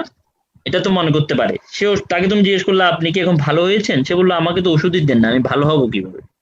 এই জন্য এদের সমস্যাটা সমাধানের জন্য আমাদেরকে যেটা করতে হবে, যারা ওষুধ আসলে পাবে না তাদেরকে আমরা একটা জিনিস দিতে হবে যেটা দেখতে ওষুধের মতো, কিন্তু এর ভিতর ওষুধি গুণাগুণ নাই। এটাকে আমরা বলি হচ্ছে প্লাসিবো। এটাকে কি বলি? প্লাসিবো। এমন হয় না যে অনেক সময় পানি পড়া খেয়ে মানুষ ভালো হয়ে যায়, এরকম দেখবা যে সে পাগলা বাবার পানি পড়া খেয়ে ভালো হয়ে গেছে, সে আগে তার মাথা ব্যথা করতো সবসময়, এখন আর মাথা ব্যথা করে না, পানি পড়া খেয়ে ভালো হয়ে গেছে। এটা কেন হয়? এটা হয় সাইকোলজিক্যাল ব্যাপার, মানে সাইকোলজিক্যালি এটাকে আমরা বলি হচ্ছে প্লাসিবো ইফেক্ট। মানে সে মনে করতেছে যে আমি ওষুধ খাইছি, কিন্তু আসলে তো ওষুধ খাই নাই। এই যে ওষুধ খাইছি মনে করা বা ওষুধ খেয়েছি মনে করা, এটাই হচ্ছে তোমার এই প্লাসিবো ইফেক্ট। এবং আমরা যখন র্যান্ডমাইজ কন্ট্রোল ক্লিনিক্যাল ট্রায়াল করব বা র্যান্ডমাইজ কন্ট্রোল ট্রায়াল করব, তখন একটা গ্রুপকে আমরা ওষুধ দিব, আর একটা গ্রুপকে এমন একটা জিনিস দিতে হবে যেটা দেখতে ওষুধের মতো কিন্তু ওষুধ না, এটাকে আমরা বলি হচ্ছে প্লাসিবো। তার মানে কন্ট্রোল গ্রুপকে আমরা দিব হচ্ছে প্লাসিবো, আর এক্সপেরিমেন্টাল গ্রুপকে দিব হচ্ছে যে ওষুধ নিয়ে আমরা গবেষণা করতে চাচ্ছি। আর দুইটা ওষুধে যদি আমরা পার্থক্য দেখতে চাই, তাহলে এক্সপেরিমেন্টাল গ্রুপকে আমরা দিতে হবে নতুন যে ড্রাগটা তুমি চালু করতে চাচ্ছ সেটা, আর কন্ট্রোল গ্রুপকে দিতে হবে হচ্ছে আগের যে ড্রাগটা চালু আছে সেটা। তাহলে র্যান্ডমাইজ কন্ট্রোল ট্রায়াল কি ক্লিয়ার?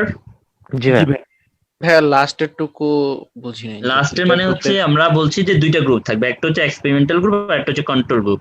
এক্সপেরিমেন্টাল গ্রুপ হচ্ছে সেই গ্রুপ যে গ্রুপ হচ্ছে ট্রিটমেন্টটা রিসিভ করবে, মানে তুমি যে ট্রিটমেন্টটা চালু করতে চাচ্ছ সেটা রিসিভ করবে। আর কন্ট্রোল গ্রুপ যে সেই ট্রিটমেন্টটা পাবে না, সে যেটা করবে সেটা হচ্ছে সে এমন একটা জিনিস পাবে যেটা মনে হয় যে ট্রিটমেন্টের মতো, কিন্তু আসলে ট্রিটমেন্ট না। এটাকে আমরা বলি আগের ট্রিটমেন্টটা পাবে এরকম একটা, যেটা বলেন।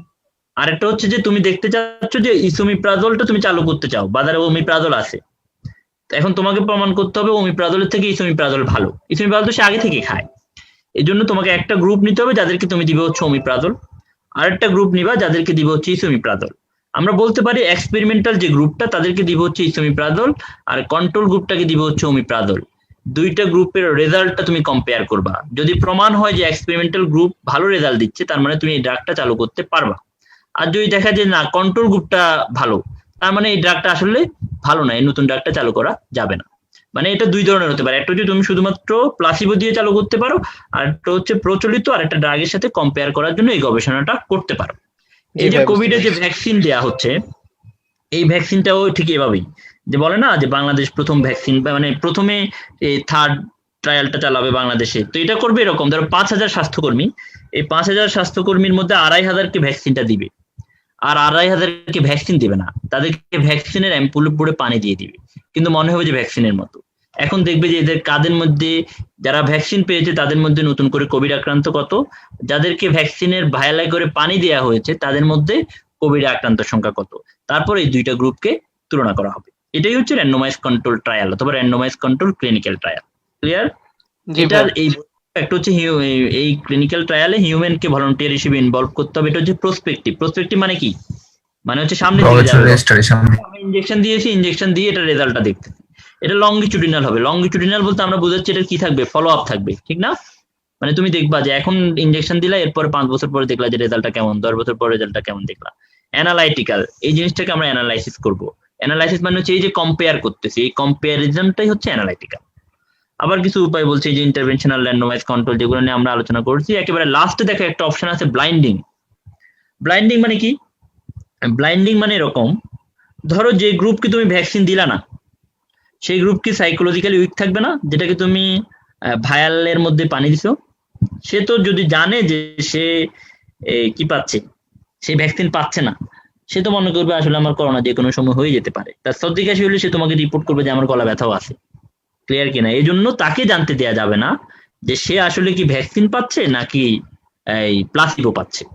এই যে পেশেন্টকে জানতে, মানে এই তোমার পপুলেশনকে বা তোমার স্যাম্পলকে জানতে না দেয়া যে সে কি পাচ্ছে, এই জিনিসটাকে আমরা বলি হচ্ছে ব্লাইন্ডিং বা মাস্কিং। ক্লিয়ার? এই জিনিসটা তোমার করতে হবে, না হলে সে সাইকোলজিক্যালি তুমি স্যাম্পল মানে তুমি প্লাসিবো দিলে বা না দিলে এটা কোনো ইফেক্ট করবে না। এই জন্য যখন আমরা এই ধরনের গবেষণাগুলো করব তখন অবশ্যই গবেষণা সম্বন্ধে সে জানবে, কিন্তু সে জানবে না সে কি আসলে ওষুধ পাচ্ছে নাকি প্লাসিবো পাচ্ছে। এটাকে আমরা বলি হচ্ছে ব্লাইন্ডিং। এই ব্লাইন্ডিং গুলোর অনেকগুলো টাইপ আছে, সেই টাইপ গুলো তোমাদের জানতে হবে না, কিন্তু শুধুমাত্র ব্লাইন্ডিংটা জানো যে ব্লাইন্ডিং মানে হচ্ছে স্যাম্পল যে সে জানবে না সে কি আসলে ওষুধ পাচ্ছে নাকি সে প্লাসিবো পাচ্ছে। এটাই হচ্ছে আমাদের র্যান্ডমাইজ কন্ট্রোল ক্লিনিক্যাল ট্রায়াল। আমার ধারণা তোমাদের এই প্রপে অবশ্যই র্যান্ডমাইজ কন্ট্রোল ক্লিনিক্যাল ট্রায়াল সম্বন্ধে কোশ্চেন থাকবে, কারণ এই টপিকটা হচ্ছে খুবই হট টপিক। এটা নিয়ে স্যাররাও খুব বেশি আলোচনা করছে, স্যারও তো এই জিনিসগুলো জানে যারা কমিউনিটি মেডিসিনে করেছে, এবং তারা অবশ্যই এই প্রশ্নটা তোমাদের দিয়ে দেওয়ার সম্ভাবনাটা খুবই বেশি। ক্লিয়ার? জি ভাইয়া। জি ভাইয়া। ওকে, তাহলে আমরা আলোচনাটা এখানে এইটুকু আমরা আলোচনা শেষ করি। এখানে আমাদের আর কিছু বোঝার নাই। স্যাম্পলিং টেকনিকটা তোমাদের আসে আমরা দেখলাম। এখন আমরা বললাম না যে পপুলেশন মানে কি, স্যাম্পল মানে কি বলতো? আমরা গত ক্লাসে এটা নিয়ে আলোচনা করেছিলাম। The part of the population about which the information or data are collected. মানে এটার একটু উদাহরণ দিয়ে একদম বলো। যেমন ভাই একটা এলাকায় হচ্ছে আমি একটা ডেটা সম্পর্কে মানে একটা ক্যারেক্টারিস্টিক সম্পর্কে ডেটা নিব যে এখানে ছেলে কয়জন মেয়ে কয়জন। তো এখানে হচ্ছে 100 জনের মধ্যে মানে যাদের মধ্যে আমি স্টাডিটা চালাবো তারা হচ্ছে ভাইয়া স্যাম্পল। যাদেরকে নিয়ে আমি স্টাডিটা করব তারা হচ্ছে স্যাম্পল। এখন এই যে পপুলেশন থেকে তুমি যে স্যাম্পলটা নিবা, এই স্যাম্পলটা তুমি আসলে কিভাবে বাছাই করবা, এই পদ্ধতিটাকে আমরা বলি হচ্ছে স্যাম্পলিং টেকনিক, মানে process of selecting A sample from the population. এটা কি তুমি যেভাবে সেভাবে নিয়ে নিলে হবে? এটা হবে না। তুমি এটা যদি যেভাবে সেভাবে নিয়ে নাও, তখন যেটা হবে সেটা হচ্ছে যে তুমি রিপ্রেজেন্টেটিভ স্যাম্পল পাবা না, ঠিক না? তুমি ধরো তোমার নিজের মতো করে স্যাম্পলটা বাছাই করলা, তুমি দেখতে যাচ্ছ যে বাংলাদেশের ডাক্তারদের গড় ইনকাম কত। এটা দেখতে গিয়ে যদি এমন হয় যে তুমি বাংলাদেশের শুধুমাত্র কনসালটেন্টদের থেকে দেখে আসলে যে তাদের ইনকাম কত, এইটা তুমি যেভাবে সেভাবে করতে পারবে না। এই কারণ হচ্ছে তুমি তাদের রিপ্রেজেন্টেটিভ স্যাম্পল পাবে না। তুমি কনসালটেন্টদেরকে নিয়ে যদি বাছাই করে ফেলো, তাহলে তুমি এবারে যে জুনিয়র ডাক্তাররা যারা 15,000 টাকা বেতনে চাকরি করতেছে তাদের ব্যাপারে ইনফরমেশন পাবে না। তার মানে তোমার স্যাম্পলের মধ্যে জুনিয়র ডাক্তারদেরকেও নিতে হবে, সিনিয়র ডাক্তারদেরকেও নিতে হবে। তার মানে একটা পদ্ধতি তোমার লাগবে, যে পদ্ধতির মাধ্যমে তুমি রিপ্রেজেন্টেটিভ পপুলেশন পাচ্ছ, মানে পপুলেশন সম্বন্ধে একটা ভালো ধারণা পাবা। এই পদ্ধতিটাকে আমরা বলি হচ্ছে স্যাম্পলিং টেকনিক। এই স্যাম্পলিং টেকনিকটা বিভিন্ন রকম হতে পারে, এবং এই স্যাম্পলিংটা যখন আমরা বুঝবো, কিছু কমন টার্ম আছে, এগুলোর সম্বন্ধে তোমাদের পরীক্ষা আসে আমরা দেখলাম। এখানে আমরা বলছি যে টার্গেট পপুলেশনকে আমরা জানি, যেটাকে আমরা পপুলেশন বলেছি, যাদের উপর আমরা স্টাডি রেজাল্টটাও এক্সট্রাপোলেটেড করবো। আমরা বলবো যে বাংলাদেশের মানুষের গড় আয়ু হচ্ছে 69 বছর। এই যে বাংলাদেশের মানুষটা হচ্ছে এখানে পপুলেশন, কিন্তু বাংলাদেশের সব মানুষের ক্ষেত্রে তো আমরা এই গবেষণাটা করতে পারি নাই। তখন আমরা যেটা করব সেটা হচ্ছে বাংলাদেশের ধরো এই 5,000 মানুষের কাছে গিয়ে আমরা এটা বাছাই করলাম। এই যে 5,000 মানুষের উপর বাছাই করা, এই জিনিসটাকে আমরা বলতেছি হচ্ছে স্যাম্পল, মানে এই 5,000 মানুষ হচ্ছে তোমাদের স্যাম্পল। Hello, clear? জি ভাইয়া জি ভাইয়া ক্লিয়ার। মানে কি ক্লিয়ার হয়েছে বলো তো? মানে স্যাম্পলটা তো বুঝছো, যে স্যাম্পলটাকে আমরা স্যাম্পলিং পপুলেশন নামে এখানে লিখতেছি, যে যাদের থেকে আমরা আসলেই স্যাম্পলটা নিলাম, মানে গবেষণাটা করলাম যাদের উপর, তারা হচ্ছে স্যাম্পলিং পপুলেশন বা স্যাম্পল, আর যাদের উপর আমরা গবেষণাটা প্রকাশ করি তারা হচ্ছে টার্গেট পপুলেশন বা পপুলেশন। এখন এই যে পপুলেশনটা তুমি যখন নিবা, মানে স্যাম্পলটা যখন নিবা, স্যাম্পল নেওয়ার সময় যে স্যাম্পলের প্রতিটা সদস্য, এই প্রতিটা সদস্যকে আমরা বলি হচ্ছে স্যাম্পলিং ইউনিট। মানে every member of the sample is called sampling unit. সবার ধরে এরকম তুমি 5,000 ডাক্তারকে বাছাই করলা, এই 5,000 ডাক্তারের উপর তুমি গবেষণা করে 5,000 ডাক্তারের নাম নিয়ে এদের নামকে একটা তালিকা আকারে সাজালা। এই যে তালিকা আকারে যখন সাজালা, তখন যে একটা ফ্রেম তৈরি হলো, এই ফ্রেমটাকে আমরা বলি হচ্ছে স্যাম্পলিং ফ্রেম। এই যে তোমাদের টার্গেট পপুলেশনের ডেফিনেশন, স্যাম্পলিং পপুলেশনের ডেফিনেশন বা স্যাম্পলের ডেফিনেশন, স্যাম্পলিং ইউনিটের ডেফিনেশন, স্যাম্পলিং ফ্রেমের ডেফিনেশন, এগুলো সবগুলো জিনিস তোমাদের পরীক্ষায় বিভিন্ন সময় এসেছে, মানে ডেফিনেশন আকারে বিভিন্ন সময় এসেছে। এই জন্য এই জিনিসগুলো সম্বন্ধে তোমাদের একটা ক্লিয়ার আইডিয়া থাকলে এই জিনিসটা বুঝতে ভালো হবে। হ্যাঁ বলো। ভাইয়া একটা কোশ্চেন ছিল যে টার্গেট পপুলেশনটা কি ভাইয়া তাহলে স্যাম্পল? না, টার্গেট পপুলেশন মানে পপুলেশনই আর একটা নাম হচ্ছে টার্গেট পপুলেশন। এটাকে অনেক সময় রেফারেন্স পপুলেশনও বলা হয়। মানে ধরো আমি দেখতে চাচ্ছি যে বাংলাদেশের তুমি ধরো এই বঙ্গোপসাগরের মাছকে নিয়ে গবেষণা করতে চাচ্ছ, এই যে বঙ্গোপসাগরের সব মাছ হবে হচ্ছে তোমার পপুলেশন অথবা টার্গেট পপুলেশন, কিন্তু সব মাছকে তুমি পাবা না। তুমি ধরো 5,000 মাছকে জারে করে আলাদা করে তাদের উপর গবেষণাটা করে প্রকাশ করে দিলা। এই যে 5,000 মাছকে তুমি আলাদা করলা, এরা হচ্ছে স্যাম্পল অথবা স্যাম্পলিং পপুলেশন। মানে স্যাম্পলিং পপুলেশন যেটা সেটাই হচ্ছে স্যাম্পল, টার্গেট পপুলেশন যেটা সেটাই হচ্ছে পপুলেশন। ক্লিয়ার কিনা? জি ভাই।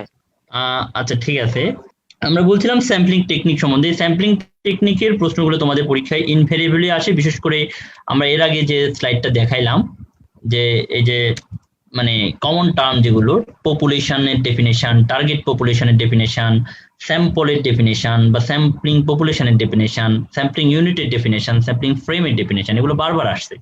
এই জন্য এই জিনিসগুলো একটু সবাই একটু পড়বা। তো এরপরে আমরা বলছি যে এই প্রশ্নটাও আসে, সেটা হচ্ছে স্যাম্পলিং এর টাইপ গুলো আসে।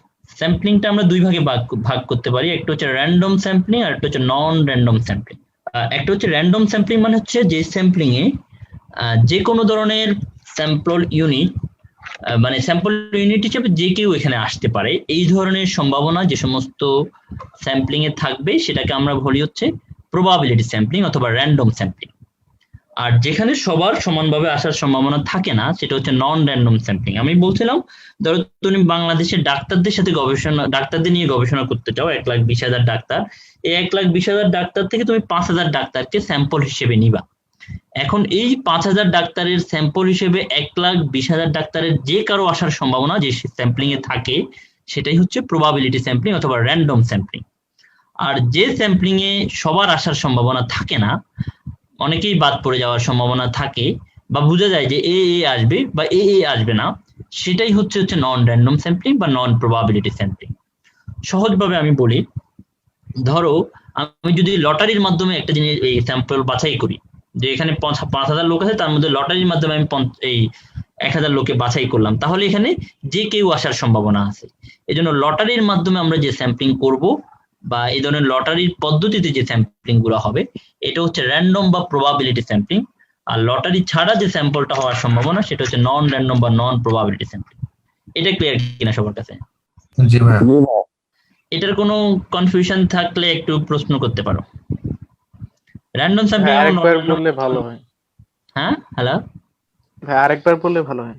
মানে আমরা বললাম না যে পপুলেশন থেকে আমরা স্যাম্পলকে বাছাই করব কেন? কারণ যাতে আমরা গবেষণাটা করতে পারি। কারণ পপুলেশন মানে হচ্ছে যাদের উপর গবেষণাটা প্রকাশ করি। বললাম যে বাংলাদেশের জনসংখ্যার গড় আয়ু হচ্ছে 60 বছর, এই জনসংখ্যাটা হচ্ছে এখানে পপুলেশন। আর স্যাম্পল হচ্ছে এই 60 বছরটা আমরা কিভাবে করলাম, 5,000 মানুষকে বাছাই করে তাদের দেখলাম যে তাদের গড় আয়ু কত, বললাম যে এদের গড় আয়ু হচ্ছে 60 বছর। এই যে 5,000 লোককে বাছাই করলাম, এটা হচ্ছে স্যাম্পল। এখন এই 16 কোটি মানুষ থেকে 5,000 লোককে আমি যে পদ্ধতিতে বাছাই করবো এটা হচ্ছে স্যাম্পল টেকনিক বা স্যাম্পলিং টেকনিক। এই টেকনিকটা এমন হতে পারে যে শুধু ঢাকা অঞ্চলের লোকের এখানে আসার সম্ভাবনা আছে, বাংলাদেশের সব মানুষের আসার সম্ভাবনা নাই। তাহলে এটা হবে হচ্ছে এমন একটা স্যাম্পলিং যেটাতে সবার আসার সম্ভাবনা নাই। এটাকে আমরা বলি হচ্ছে নন র্যান্ডম বা নন প্রবাবিলিটি স্যাম্পলিং। আর একটা স্যাম্পলিং হচ্ছে যেখানে সবার আসার সম্ভাবনা আছে। এই স্যাম্পলের মধ্যে কুড়িগ্রামের একটা মানুষও আসতে পারে, ঢাকার একটা মানুষ আসতে পারে, এটাকে আমরা বলি হচ্ছে র্যান্ডম স্যাম্পলিং। এই দুটো জিনিস তুমি শুধু নামগুলো খুব ভালো করে মনে রাখবে। আর আসে আলাদা করে, যেমন সিম্পল র্যান্ডম স্যাম্পলিংটা পরীক্ষায় আসছে, এটা নিয়ে আমরা আলাদা করে আলোচনা করব।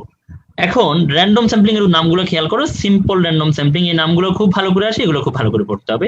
Systematic random sampling, stratified random sampling, cluster sampling, multi stage sampling, multi phase sampling. আর নন র্যান্ডম স্যাম্পলিং হচ্ছে convenient sampling, purposive sampling, quota sampling.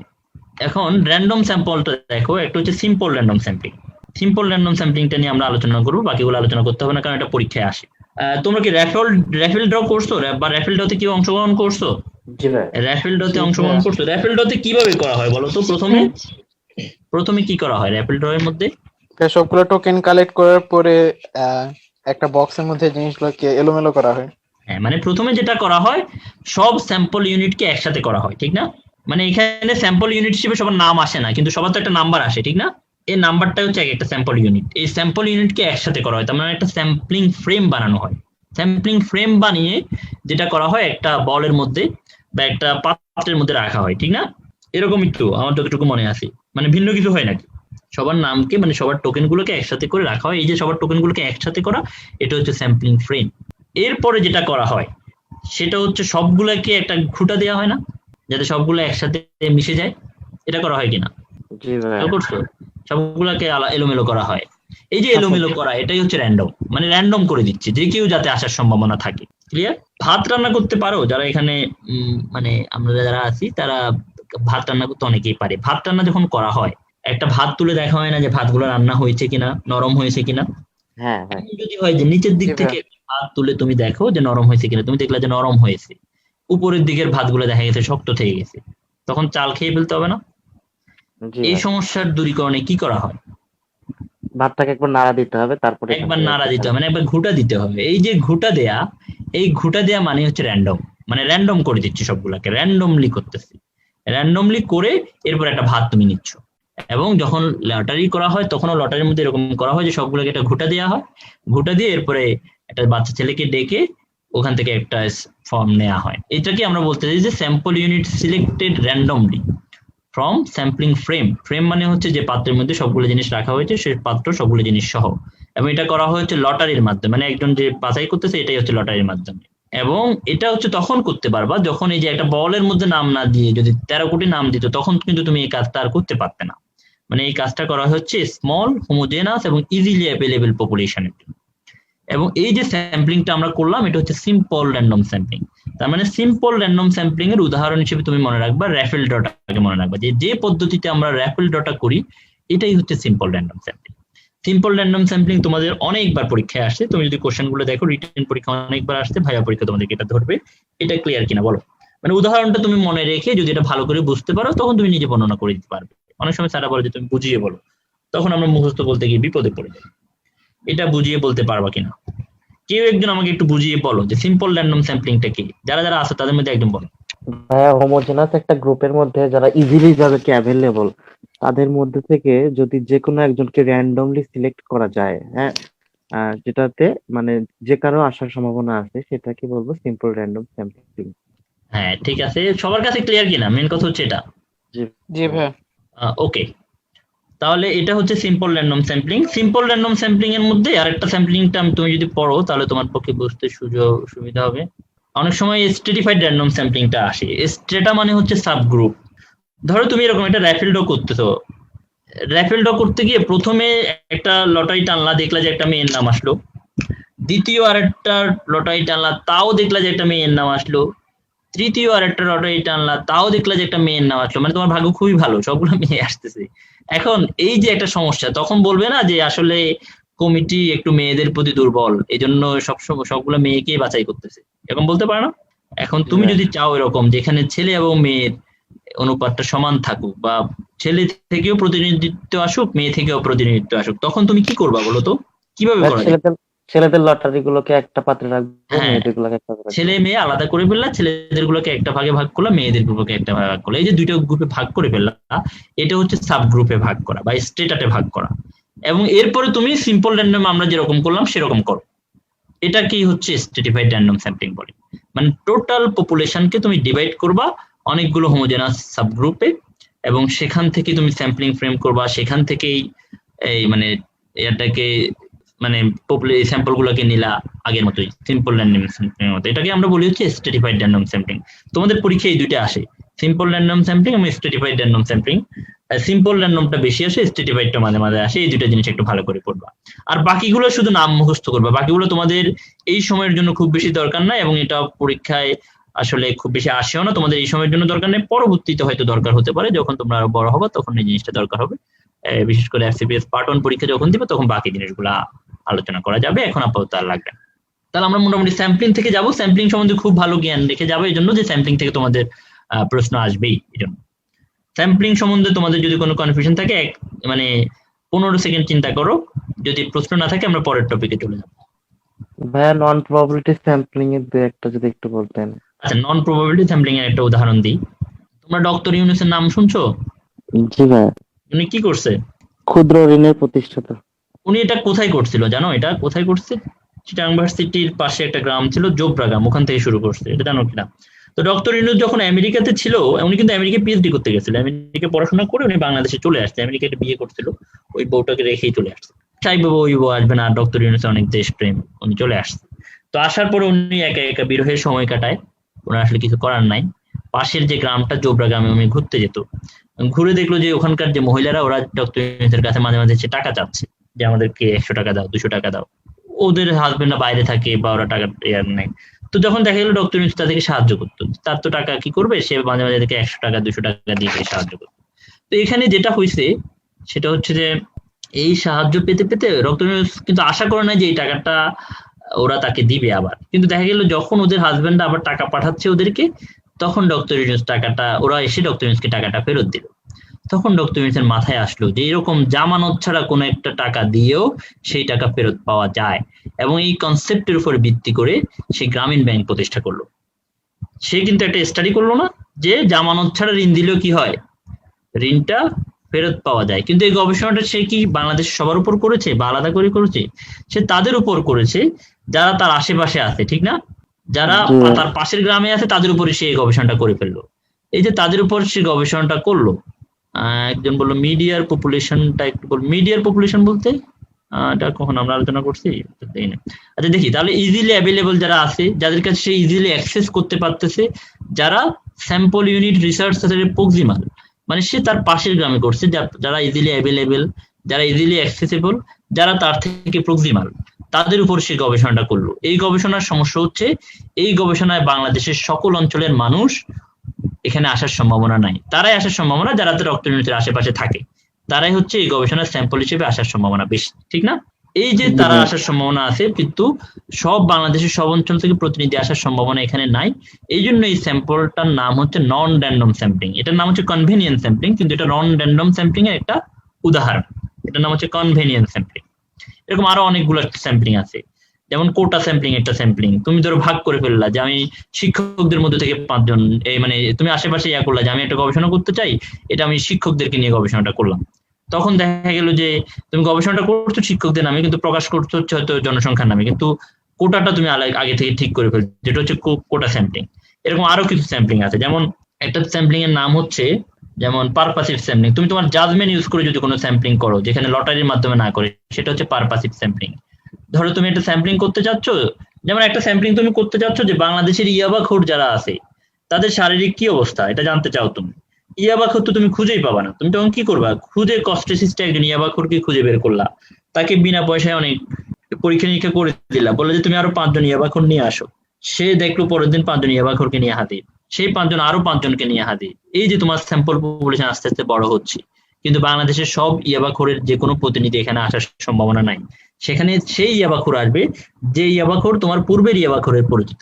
এই জন্য এই স্যাম্পলিংটার নাম হচ্ছে নন র্যান্ডম স্যাম্পলিং এর একটা টাইপ, সেটা হচ্ছে স্নোবল স্যাম্পলিং। মানে তুষার গুলো যেরকম আস্তে আস্তে বড় হতে থাকে, এই স্যাম্পলিংটাও তোমার আস্তে আস্তে বড় হতে থাকবে। এটা একটা উদাহরণ। তো এই উদাহরণগুলোর নাম হিসেবে তুমি এগুলো মনে রাখবা যে নন র্যান্ডম স্যাম্পলিং এর উদাহরণ হচ্ছে স্নোবল স্যাম্পলিং, বা আমরা যেটা দেখিয়েছি যে কনজিকিউটিভ স্যাম্পলিং, কোটা স্যাম্পলিং, বা যেটা প্রথমে আমরা বললাম যে কনভেনিয়েন্ট স্যাম্পলিং, সহজভাবে যে স্যাম্পলিংটা তুমি করে ফেলতেছো যেগুলো হচ্ছে নন র্যান্ডম স্যাম্পলিং। তো এটা মোটামুটি আমাদের স্যাম্পলের উদাহরণ। আমরা বাকি ইয়াতে চলে যাই, এই আলোচনা তোমাদের লাগবে না।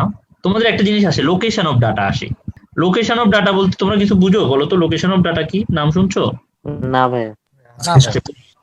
যেমন ধরো তোমরা যখন প্রথমে ক্লাস 3 তে উঠলা, ধরো তোমরা একটা পরীক্ষা দিচ্ছ, পরীক্ষার নাম হচ্ছে প্রথম সাময়িক পরীক্ষা। পরীক্ষায় তোমাকে রেজাল্ট দিল, বললো যে তুমি 90 পেয়েছো, এবং তুমি ধরো 90 পেলাম, তোমাকে বললো যে তুমি 90 পেয়েছো। তো তুমি 90 পেয়েছো এটা শুনে তুমি খুব খুশি হয়ে বাসায় চলে গেলাম, কিন্তু পরে শুনলা যে তোমাদের ক্লাসের বাকি যে 30 জন স্টুডেন্ট আছে সবাই 90 থেকে বেশি পেয়েছে।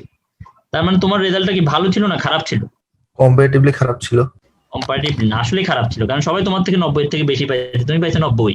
এখন এই যে সবাই 90 থেকে বেশি পেয়েছে, তুমি পেয়েছো হচ্ছে 90, তার মানে 90 জানাটা তোমার জন্য যথেষ্ট না। তোমার জন্য এটাও জানতে হবে তোমার যে নাম্বার বা তোমার যে ডাটাটা, সেটা অন্য ডাটাগুলোর তুলনায়, মানে ডাটা সেটের অন্য ডাটাগুলোর তুলনায় সে কোন অবস্থানে আছে, কোন লোকেশনে আছে, এটা বড় কি ইম্পর্টেন্ট না? এটা যদি তোমার কাছে ক্লিয়ার না থাকে তাহলে কিন্তু তুমি ভুল ইনফরমেশন পেতে পারো, ঠিক কিনা? মানে তুমি যেটা বুঝবা সেটা আসলে না বুঝে খুশি হয়ে যাবা আর কি, এরকম একটা বিষয় না, বা না বুঝে তুমি বেদার হয়ে গেলে, এরকম একটা সম্ভাবনা সবসময় থেকে যায়। এই সমস্যাটা দূর করার জন্য তোমাকে লোকেশনটা জানতে হবে, যে অন্য ডাটাগুলোর কি অবস্থা, সেই ডাটার তুলনায় তোমার ডাটাগুলোর কি অবস্থা। এই জিনিসটা যখন তুমি জানবে তখন তোমার প্রাপ্ত ডাটাগুলো একটা সময় মানে একটা ভালো ইনফরমেশন তোমার কাছে থাকবে। এই জন্য লোকেশন অফ ডাটাটা ইম্পর্টেন্ট। তোমাদের পরীক্ষায় লোকেশন অফ ডাটা থেকে কোশ্চেন আসে। আমরা একটু ইজি করে বলি। লোকেশন অফ ডাটা বলতে দেখো লোকেশন অফ ডাটা বলতে আমরা, এটা হচ্ছে মেজার্স অফ লোকেশন। এখন বুঝো এটা জানতা কি না, আগে বলো জানতা ঠিক না? এটা পরীক্ষা আসে। মেজার্স অফ লোকেশন কি কি আছে? 4টা জিনিস। একটা হচ্ছে measures of central tendency, percentile বা সেন্টাইল, ডেসাইল এবং কোয়ার্টাইল। তোমাদের শুধুমাত্র মিন মিডিয়ান মোডটা আসে পরীক্ষায়। এটা হচ্ছে সেন্ট্রাল টেন্ডেন্সির মিন, মানে এটাকে বলা হয় মেজার্স অফ সেন্ট্রাল টেন্ডেন্সি। পরীক্ষা অনেকবার এসেছে যে মেজার্স অফ সেন্ট্রাল টেন্ডেন্সি কি, এবং এই মেজার্স অফ সেন্ট্রাল টেন্ডেন্সি কি কি আছে। মিন মিডিয়ান মোড হচ্ছে measures of central tendency. Mean median mode সম্বন্ধে জানো যে এগুলো কি? এগুলো পরীক্ষা তুমি পড়েছো আগে। গড়, মধ্য, জি ভাই। প্রচুরক পড়েছো না? এই গড়, মধ্য, প্রচুরকটা হচ্ছে ভাই। তোমার এই মানে মেজার্স অফ সেন্ট্রাল টেন্ডেন্সি। মানে ধরো সেন্ট্রাল টেন্ডেন্সি বলতে এখানে কি বোঝাচ্ছে?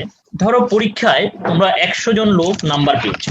এই 100 জনের মধ্যে অধিকাংশ জন দেখা গেল 100 এর মধ্যে 60 নাম্বার পেয়েছে। তার মানে এই যে 60 নাম্বারটা, এই নাম্বারটা হচ্ছে তোমার সেন্ট্রাল নাম্বার। এখন এই 60 নাম্বারের তুলনায় তুমি কত দূরে আছো, বা তোমার এই 60 নাম্বারের তুলনায় তোমার অবস্থান কি, এই জিনিসটা যে পর্যালোচনা করা, এটাই হচ্ছে মেজার্স অফ সেন্ট্রাল টেন্ডেন্সি। এটা ক্লিয়ার কিনা? জি ভাইয়া।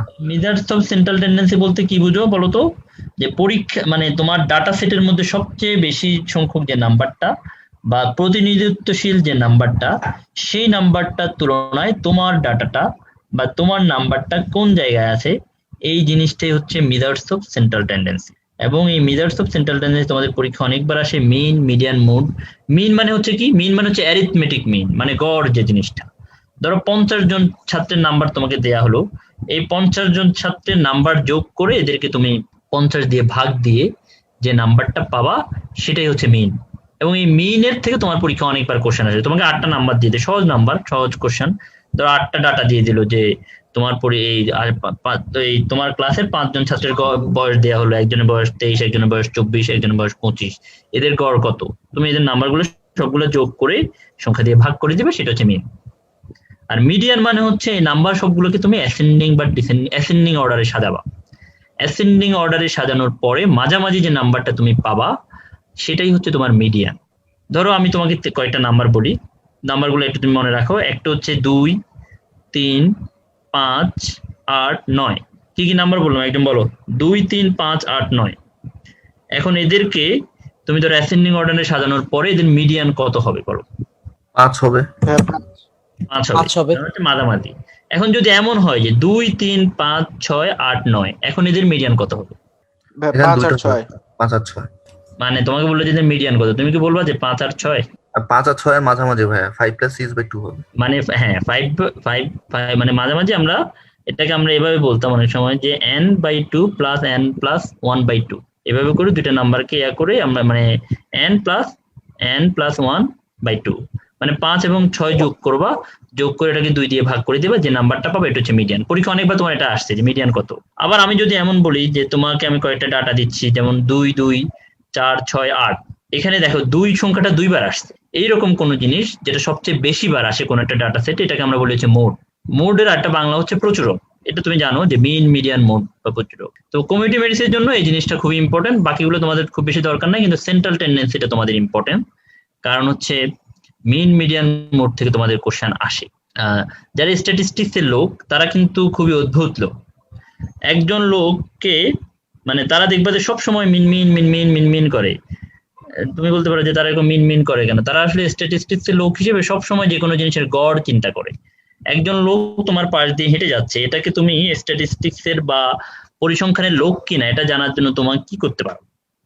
একটা কৌতুক প্রচলিত আছে যে এই লোকটাকে যদি তুমি হাত পা বেঁধে মাথাটাকে একটা ফ্রিজের ভিতর ঢুকিয়ে দাও আর পাটাকে একটা ওভেনের ভিতর ঢুকিয়ে দাও, এরপরে তুমি যদি তাকে জিজ্ঞেস করো যে আপনি কেমন আছেন, সে যদি বলে যে অন এভারেজ আমি ভালো আছি, সে চিন্তা করে যে আমার মাথায় হচ্ছে এত তাপমাত্রা, পায়ে হচ্ছে মাথায় হচ্ছে খুবই চরম ঠান্ডা আর পায়ে হচ্ছে খুবই চরম গরম, এই দুইটাকে আমি যোগ করে 2 দিয়ে ভাগ করে দিলাম, এখন দেখা গেলো আমি মোটামুটি এভারেজ টেম্পারেচারে আছি।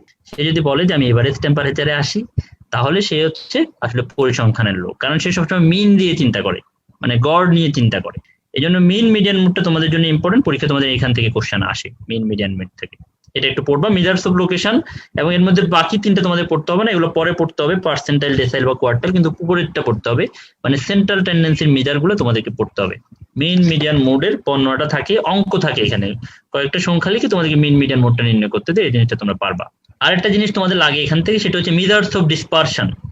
ডিসপারশন মানে কি? ডিসপারশনের বাংলা কি বলো তো কেউ একজন? মানে বিচ্ছুরিত ছড়িয়ে হওয়া। পড়া, বিচ্ছুরণ।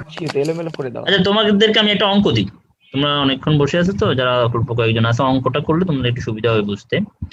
ধরো তোমাকে বললো যে বাংলাদেশের মানুষের গড় বিয়ের বয়স দেখো। তুমি ঢাকা জেলার একজনকে জিজ্ঞেস করলা, মানে 3জন লোক নিলা ঢাকা জেলা থেকে, তো 3জন লোক যেটা নিলা ঢাকা জেলা থেকে, তাকে বললা যে আপনি কখন বিয়ে করেছেন। সে বললো আমি তো 20 বছর বয়সে বিয়ে করেছি। আরেকজন লোককে জিজ্ঞেস করলো আপনি কত বছর বয়সে বিয়ে করছেন, সে বললো আমি 25 বছর বয়সে বিয়ে করেছি। আরেকজনকে জিজ্ঞেস করলা আপনি কয় বছর বয়সে বিয়ে করেছেন, তো উনি বললো যে আমি 30 বছর বয়সে বিয়ে করেছি। এখন এদের গড় বিয়ের বয়স কত বলো তো 3জন লোকের? 37.5। 25 ঠিক না? এখন তুমি নোয়াখালী অঞ্চলে গেলা, ওখানে একজনকে জিজ্ঞেস করলে যে আপনি কখন বিয়ে করেছেন, ও বললো যে আমি তো মনে নাই, ছোটবেলায় বিয়ে করে দিয়েছিল, তখন আমার 5 বছর বয়স ছিল। আরেকজনকে জিজ্ঞেস করলেন যে আপনি কয় বছর বয়সে বিয়ে করলেন, ও বললো আমি তো 25 বছর বয়সে বিয়ে করেছি। আরেকজনকে জিজ্ঞেস করলো যে আপনি কয় বছর বয়সে বিয়ে করলেন, সে বললো আমি আসলে মানে অনেক দায়িত্ব নেওয়ার কারণে বেশি বয়সে বিয়ে করতে হয়েছে, আমি 45 বছর বয়সে বিয়ে করেছি। এদের থেকে ডাটা নিলা তুমি, এখন বলো এদের বিয়ের গড় বয়স কত? 25। এখন আমাকে বলো তুমি এই যে দুইটা ইনফরমেশন তুমি নিয়ে ধরো তুমি গবেষণা করে প্রকাশ করে দিলা যে ঢাকা জেলার মানুষের গড় বিয়ের বয়স এবং নোয়াখালী জেলার মানুষের গড় বিয়ের বয়স আসলে সমান, এটা কি আসলে মানুষজনকে সঠিক ইনফরমেশন পাবে? না ভাই, এটা ভুল হবে ভাই। না ভাই। পাবে না। তার মানে তুমি যদি শুধুমাত্র মিন ব্যবহার করো অথবা লোকেশন ব্যবহার করো, তাহলেও তুমি সঠিক ডাটা না পেতে পারো। এই জন্য তোমাকে ডিসপারশন বের করতে হয়। এটাই হচ্ছে measures of dispersion. Measures of ডিসপারশনের নামগুলো তোমরা পড়বা খুব ভালো করে। কয়েকটা নাম দেখো, একটা হচ্ছে রেঞ্জ, একটা হচ্ছে মিন ডেভিয়েশন, একটা হচ্ছে স্ট্যান্ডার্ড ডেভিয়েশন, দেখো একটা হচ্ছে variance, inter quartile range, inter decile range এবং কোএফিসিয়েন্ট অফ ভ্যারিয়েন্স। তোমাদের প্রথম 4টা লাগবে, range, mean deviation, standard deviation এবং ভ্যারিয়েন্স। এর মধ্যে দেখো রেঞ্জটা দেখো, রেঞ্জ হচ্ছে তোমার হাইয়েস্ট যে ভ্যালুটা থাকবে সেই ভ্যালু থেকে লোয়েস্ট ভ্যালু যদি তুমি বিয়োগ করো তাহলে যেটা পাবো সেটা হচ্ছে রেঞ্জ। তোমাকে অনেকগুলো ডাটা দিল, সেই ডাটার প্রথম ভ্যালুটা হচ্ছে 2 এবং লাস্টের ভ্যালুটা হচ্ছে 98, তাহলে এটা রেঞ্জ হবে 98 - 2 মানে 96 হচ্ছে এটা রেঞ্জ। 96। এই রেঞ্জের অঙ্কটা তোমার আসবে পরীক্ষায়, তোমাকে অনেকগুলো ডাটা দিয়ে, বেশি ডাটা থাকবে না, ধরো 8-9টা ডাটা দিয়ে বলবে যে এটা রেঞ্জ কত। সহজ জিনিস, তোমার যদি মাথায় না থাকে তুমি পারবা না, কিন্তু যদি জানো যে রেঞ্জটাকে তুমি আনসারটা খুব সুন্দরভাবে করে আসতে পারবা। ক্লিয়ার? আরেকটা জিনিস দেখো, মিন ডেভিয়েশন। যেমন ধরো আমি কিন্তু লোকেশন দিয়ে আলাদা করতে পারি না, এই যে ঢাকা জেলার মানুষ আর নোয়াখালী জেলার মানুষের বিয়ের আসলে পার্থক্যটা কি, কিন্তু তুমি যদি এরকম নির্ণয় করতে পারো যে মিন ডেভিয়েশন, এইখানে দেখো x - x bar by n, x bar মানে হচ্ছে গড়।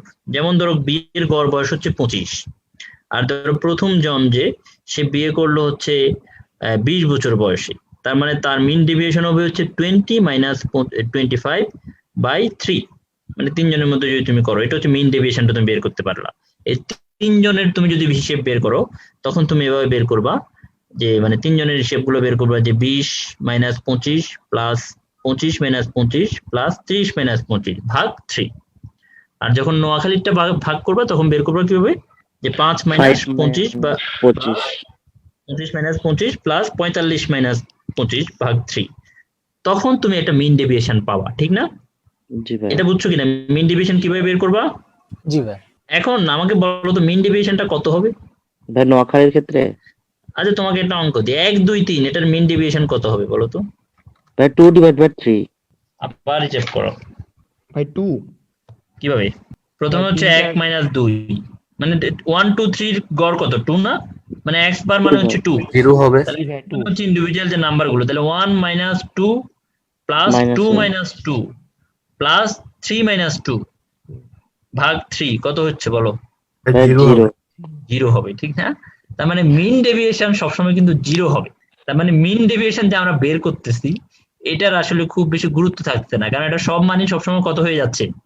0 শূন্য হয়ে যাচ্ছে। এই শূন্যর সমস্যাটা দূর করার জন্য তুমি যেটা করবা সেটা হচ্ছে স্ট্যান্ডার্ড। সবগুলো, এটাকে আমরা স্ট্যান্ডার্ড ডেভিয়েশন আকারে বের করব। যেটা করব সেটা হচ্ছে সবগুলো আমরা প্রথমে স্কয়ার করব, স্কয়ার করে যোগ করে এরপরে এটাকে কি করে ফেলবো, রুট করে ফেলবো। তখন আমি একটা ভালো একটা মান পাবো, এবং এটাই হচ্ছে স্ট্যান্ডার্ড ডেভিয়েশন। পরীক্ষায় অবশ্যই তোমার স্ট্যান্ডার্ড ডেভিয়েশন থেকে প্রশ্ন থাকবে, মানে তোমাকে কয়েকটা নাম্বার দিয়ে বলবে যে এদের স্ট্যান্ডার্ড ডেভিয়েশন কত বা স্ট্যান্ডার্ড ডেভিয়েশন বের করার ফর্মুলাটা কত। হ্যাঁ বলো ভাই, একটু আরেকবার মিন ডেভিয়েশনটা বলবেন, বুঝিনি। মিন ডেভিয়েশন মানে হচ্ছে, দেখো, x minus x bar by n, মানে summation of x minus x bar by n. মানে আমি বলি 1 2 3, এই যে 1 2 3 এর মিন কত 2, ঠিক না? মানে x বার হচ্ছে 2। x মানে কি? x মানে হচ্ছে individual value of individual number, মানে হচ্ছে এই যে 1 2 3 এগুলো হবে হচ্ছে x1 x2 x3। মানে আমরা এগুলো যোগ করব, x1 minus x bar plus x2 minus x bar plus x3 minus x bar divided by তিনটা নাম্বার যেহেতু 3, এবং এর মাধ্যমে আমরা মিন ডেভিয়েশনটা বের করব। আপু ক্লিয়ার? জি ভাই, বুঝতে পারছি এবার। মানে মিন ডেভিয়েশন বের করব। এখন মিন ডেভিয়েশন যেহেতু শূন্য হয়ে যায়, এজন্য তুমি অ্যাকচুয়াল ডাটা পাও না। এজন্য যেটা করতে হবে, এগুলোকে স্কয়ার করতে হবে। স্কয়ার কিভাবে করবা? মানে x minus x bar whole square. তার মানে কি?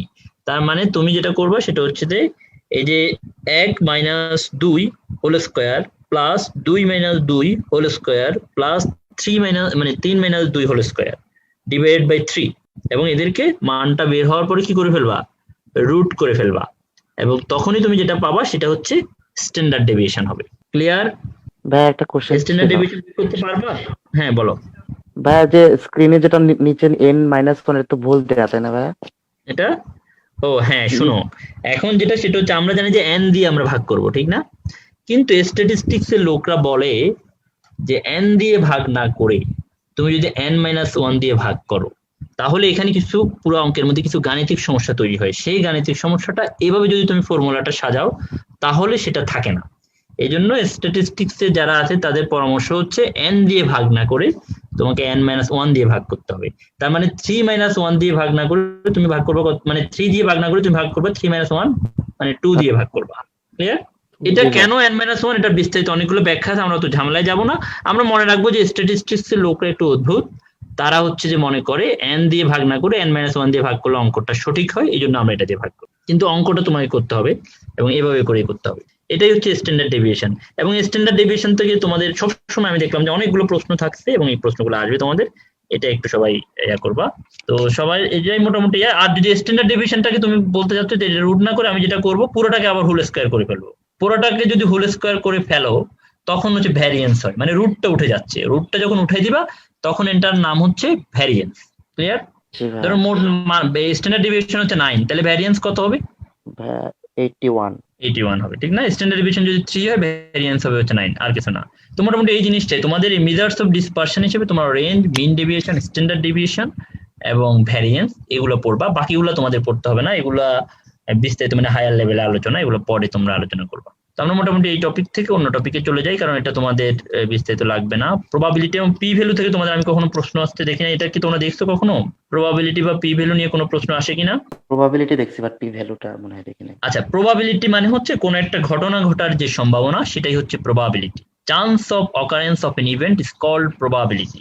ধরো তুমি তোমার বন্ধুর সাথে দেখা করতে যাও, প্রথম দিন তার বাড়িতে গিয়ে দেখা করতে পারলা না, দ্বিতীয় দিন তার বাড়িতে গিয়ে দেখা করতে পারলা না, তৃতীয় দিন তার বাড়িতে গিয়ে দেখা করতে পারলা। এখন আমাকে বলো এটার প্রবাবিলিটি কত? মানে তোমার বন্ধুর সাথে তোমার দেখা হওয়ার সম্ভাবনা কত? 1/3, ঠিক না? মানে কোন একটা ঘটনা ঘটার যে সম্ভাবনা সেটাকে বলা হয় প্রবাবিলিটি। এই সম্ভাবনা আমরা বলতে পারি যে এটা প্রবাবিলিটি। এটাকে যখন তুমি সংখ্যা দিয়ে প্রকাশ করবা তখন এটা হয়ে যায় হচ্ছে পি ভ্যালু। পি ভ্যালু আলাদা কিছু না, মানে নিউমেরিক্যাল এস্টিমেশন অফ প্রবাবিলিটি, এটাই হচ্ছে পি ভ্যালু। এই যে আমি বললাম 1/3, এটার পি ভ্যালু হবে 1/3, এবং এটা 0 থেকে 1 হতে পারে। তার মানে কোনো একটা জিনিস যখন 0 হবে সেই ঘটনা ঘটার কোনো সম্ভাবনা নাই, আর কোনো একটা জিনিসের পি ভ্যালু যখন 1 হবে সেই জিনিসটা অবশ্যই ঘটবে। আমরা অনেক কবিতা পড়ি না যে চাঁদের কপালে চাঁদ টিপ দিয়ে দেয়, এই যে চাঁদের কপালে চাঁদ টিপ দিয়ে যায়, এটার পি ভ্যালু কত? 0, কারণ এই ধরনের ঘটনা ঘটবে না। কাজী নজরুল তখন কবিতা লিখলো যে মোর প্রিয়া হবে সুরানি তোমার খোপায় দেব তারার ফুল। এই যে কবিতাগুলো, বাংলা সাহিত্যে যত কবিতা আছে অদ্ভুত কবিতা, এগুলো সবগুলারই আসলে পি ভ্যালু 0, ঠিক না? আবার কিছু জিনিসের পি ভ্যালু আছে 1, যেমন মানুষ মারা যাবে কিনা, তো তুমি বললে যে মানুষ মরণশীল, এই যে বাক্যটা, এটার পি ভ্যালু হচ্ছে 1, এটা অবশ্যই ঘটবে। এই ধরনের অনেকগুলো জিনিস আছে। যেমন র্যাবিস আক্রান্ত কোনো মানুষের মর্টালিটির পি ভ্যালু হচ্ছে 1, এটা অবশ্যই ঘটবে। এটা হচ্ছে প্রবাবিলিটি এবং পি ভ্যালু। তাহলে প্রবাবিলিটির ডেফিনেশনটা মনে রাখবা যে chance of occurrence of an event, আর পি ভ্যালু মানে হচ্ছে নিউমেরিক্যাল এস্টিমেট অফ প্রবাবিলিটি। এটা মোটামুটি আলোচনা, বাকিগুলো তোমাদের খুব বেশি জিনিস লাগবে না। তোমাদের আরেকটা জিনিস অনেক সময় লাগে, আমরা একটু দেখাই, এগুলো তোমাদের লাগবে না। তোমাদের একটা জিনিস আছে, নর্মাল ডিস্ট্রিবিউশনটা আসে, এটা বলি। ধরো তুমি একটা জিনিস দেখতে চাচ্ছ, যে আমরা এখানে বলছি, দেখো একটু পড়ো, সেটা হচ্ছে আমরা দেখতে চাচ্ছি যে probability distribution of systolic blood pressure of doctor of Bangladesh. তুমি ধরো বাংলাদেশের 1000 ডাক্তারের ব্লাড প্রেশার নির্ণয় করতে চাচ্ছ। 1000 ডাক্তারের ব্লাড প্রেশার নির্ণয় করে দেখলা যে এদের ব্লাড প্রেশার 100 থেকে 150 এর মধ্যে। এখন আমাকে বলো, অধিকাংশ ডাক্তারের ব্লাড প্রেশার কোথায় থাকবে? 100-র কাছাকাছি থাকবে না 150-এর কাছাকাছি থাকবে? মানে না দেখে বলো, নর্মালি হিসেব করে বলো যে অধিকাংশ ডাক্তারের ব্লাড প্রেশার কত থাকার সম্ভাবনা বেশি? 100 থাকার সম্ভাবনা বেশি না 150 থাকার সম্ভাবনা বেশি, নাকি মাঝামাঝি থাকার সম্ভাবনা বেশি? মাঝামাঝি। অধিকাংশ থাকার সম্ভাবনা বেশি। মাঝামাঝি থাকার সম্ভাবনা বেশি। তার মানে এই জিনিসটাকে যদি আমরা এভাবে সাজাইলাম, সাজানোর পরে ধরো এই ক্লাস ইন্টারভেলে সাজালাম, ফ্রিকোয়েন্সিতে সাজালাম, তাকে যখন আমরা একটা গ্রাফে সাজাবো, এই গ্রাফটা কি এই ধরনের হওয়ার সম্ভাবনা বেশি না? জি ভাইয়া। এই ধরনের হওয়ার সম্ভাবনা, মানে মাঝামাঝি একটা জিনিস থাকার সম্ভাবনা বেশি। এই যে মাঝামাঝি থাকতেছে, এগুলোর মিড পয়েন্টটাকে যদি আমি অ্যাড করলাম, আমরা একটা রেখা টানলাম না, এই রেখা হচ্ছে এটার মিড পয়েন্ট গুলাকে অ্যাড করে এই রেখাটা টানা হয়েছে। এই রেখাটা যখন টানালাম, ধরো আমরা যেটা দেখছি এটাকে বলে হিস্টোগ্রামটা তুলে দিলাম, তখন এটা এরকম হয়ে যাবে না? এই যে কার্ভটা, এটা কিন্তু সব জিনিসের জন্য নরমাল। আমরা মানুষের ব্লাড প্রেশারের কথা বলেছি, মানুষের ইনকামের কথা যদি তুলনা করো, মানুষের মেজাজের ভারসাম্যের কথা যদি তুলনা করো, যে কোনো জিনিসের কথা যদি তুমি তুলনা করো, তাহলে এরকম পাওয়া যাবে যে মাঝামাঝি যে জিনিসটা, এটা সবচেয়ে বেশি পরিমাণ থাকে। ক্লিয়ার? এবং সবাইকে যদি তুমি এরকম একটা গ্রাফ পেপারে দাঁড় করাও, তাদের মধ্যে একটা গ্রাফ টানো, এটা এইরকম একটা কার্ভ দাঁড়াবে। এই যে এই কার্ভটা নরমাল যেহেতু, এই জন্য এই কার্ভটাকে আমরা বলি হচ্ছে নরমাল ডিস্ট্রিবিউশন কার্ভ অথবা নরমাল কার্ভ।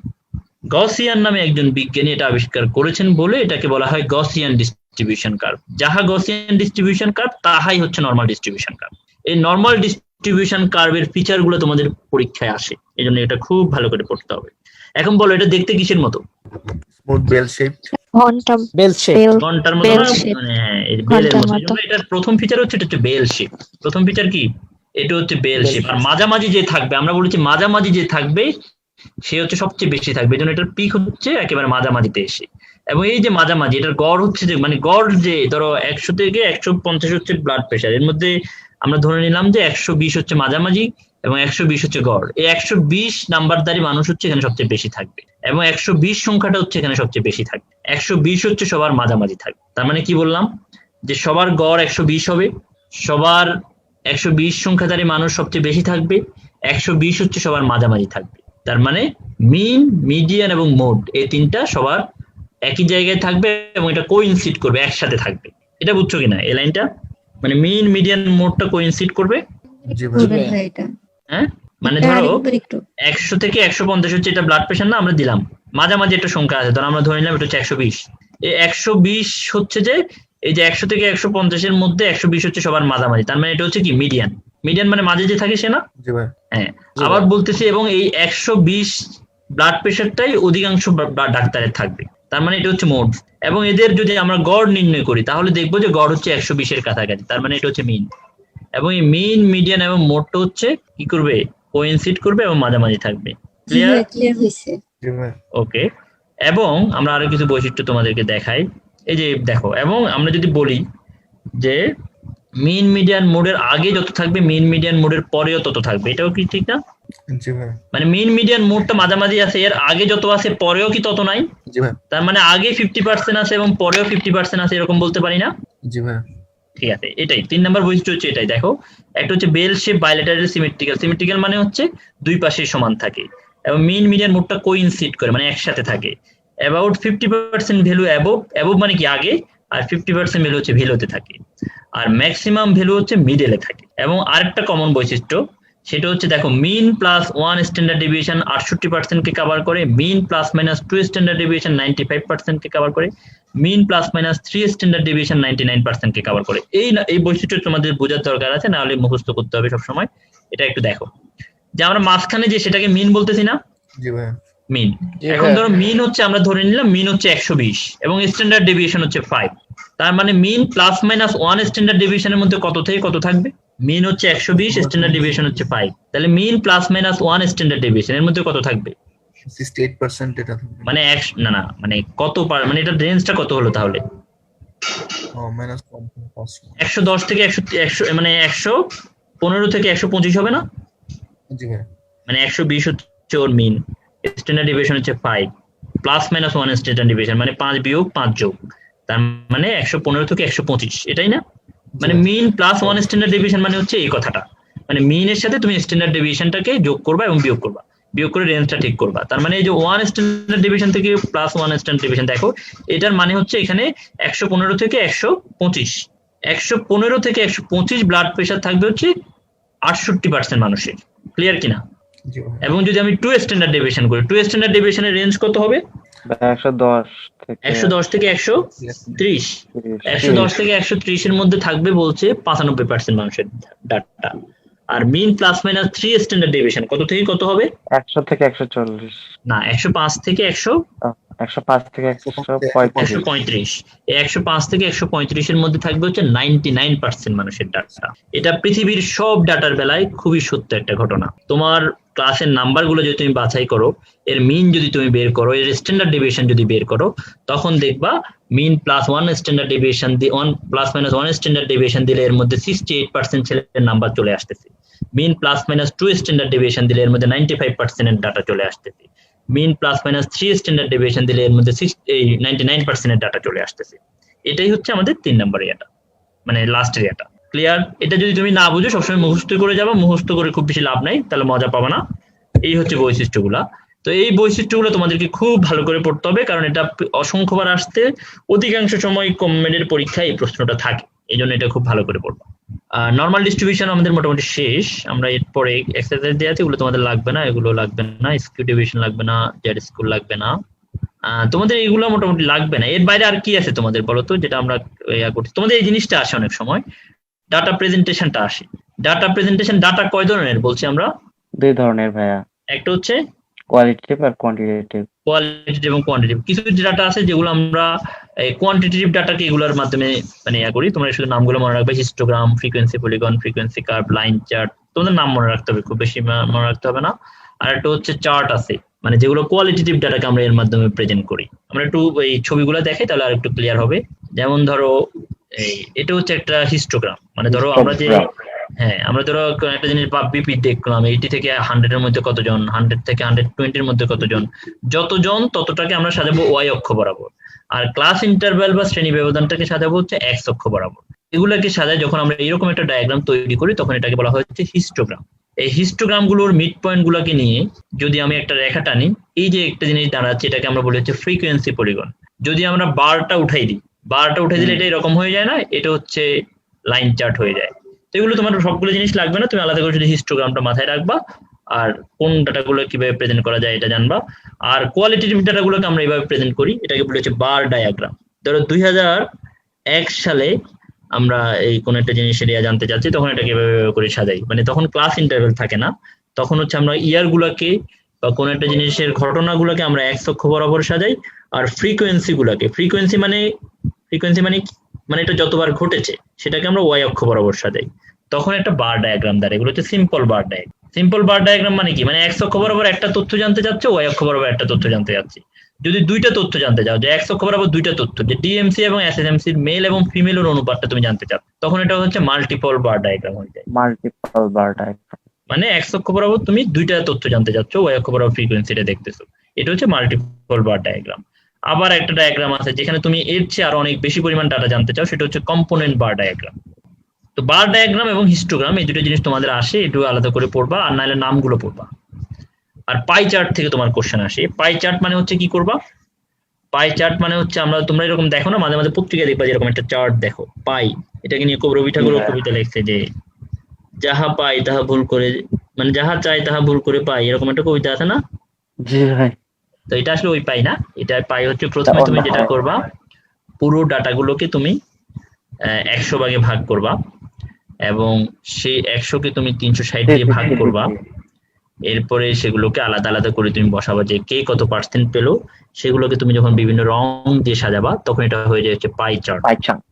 এবং এটা সাধারণত যে কোনো প্রোপাগান্ডার ক্ষেত্রে বা যে কোনো এর ক্ষেত্রে এটা ইউজ করা হয়, প্রচারের জন্য এটা ইউজ করা হয় আর কি।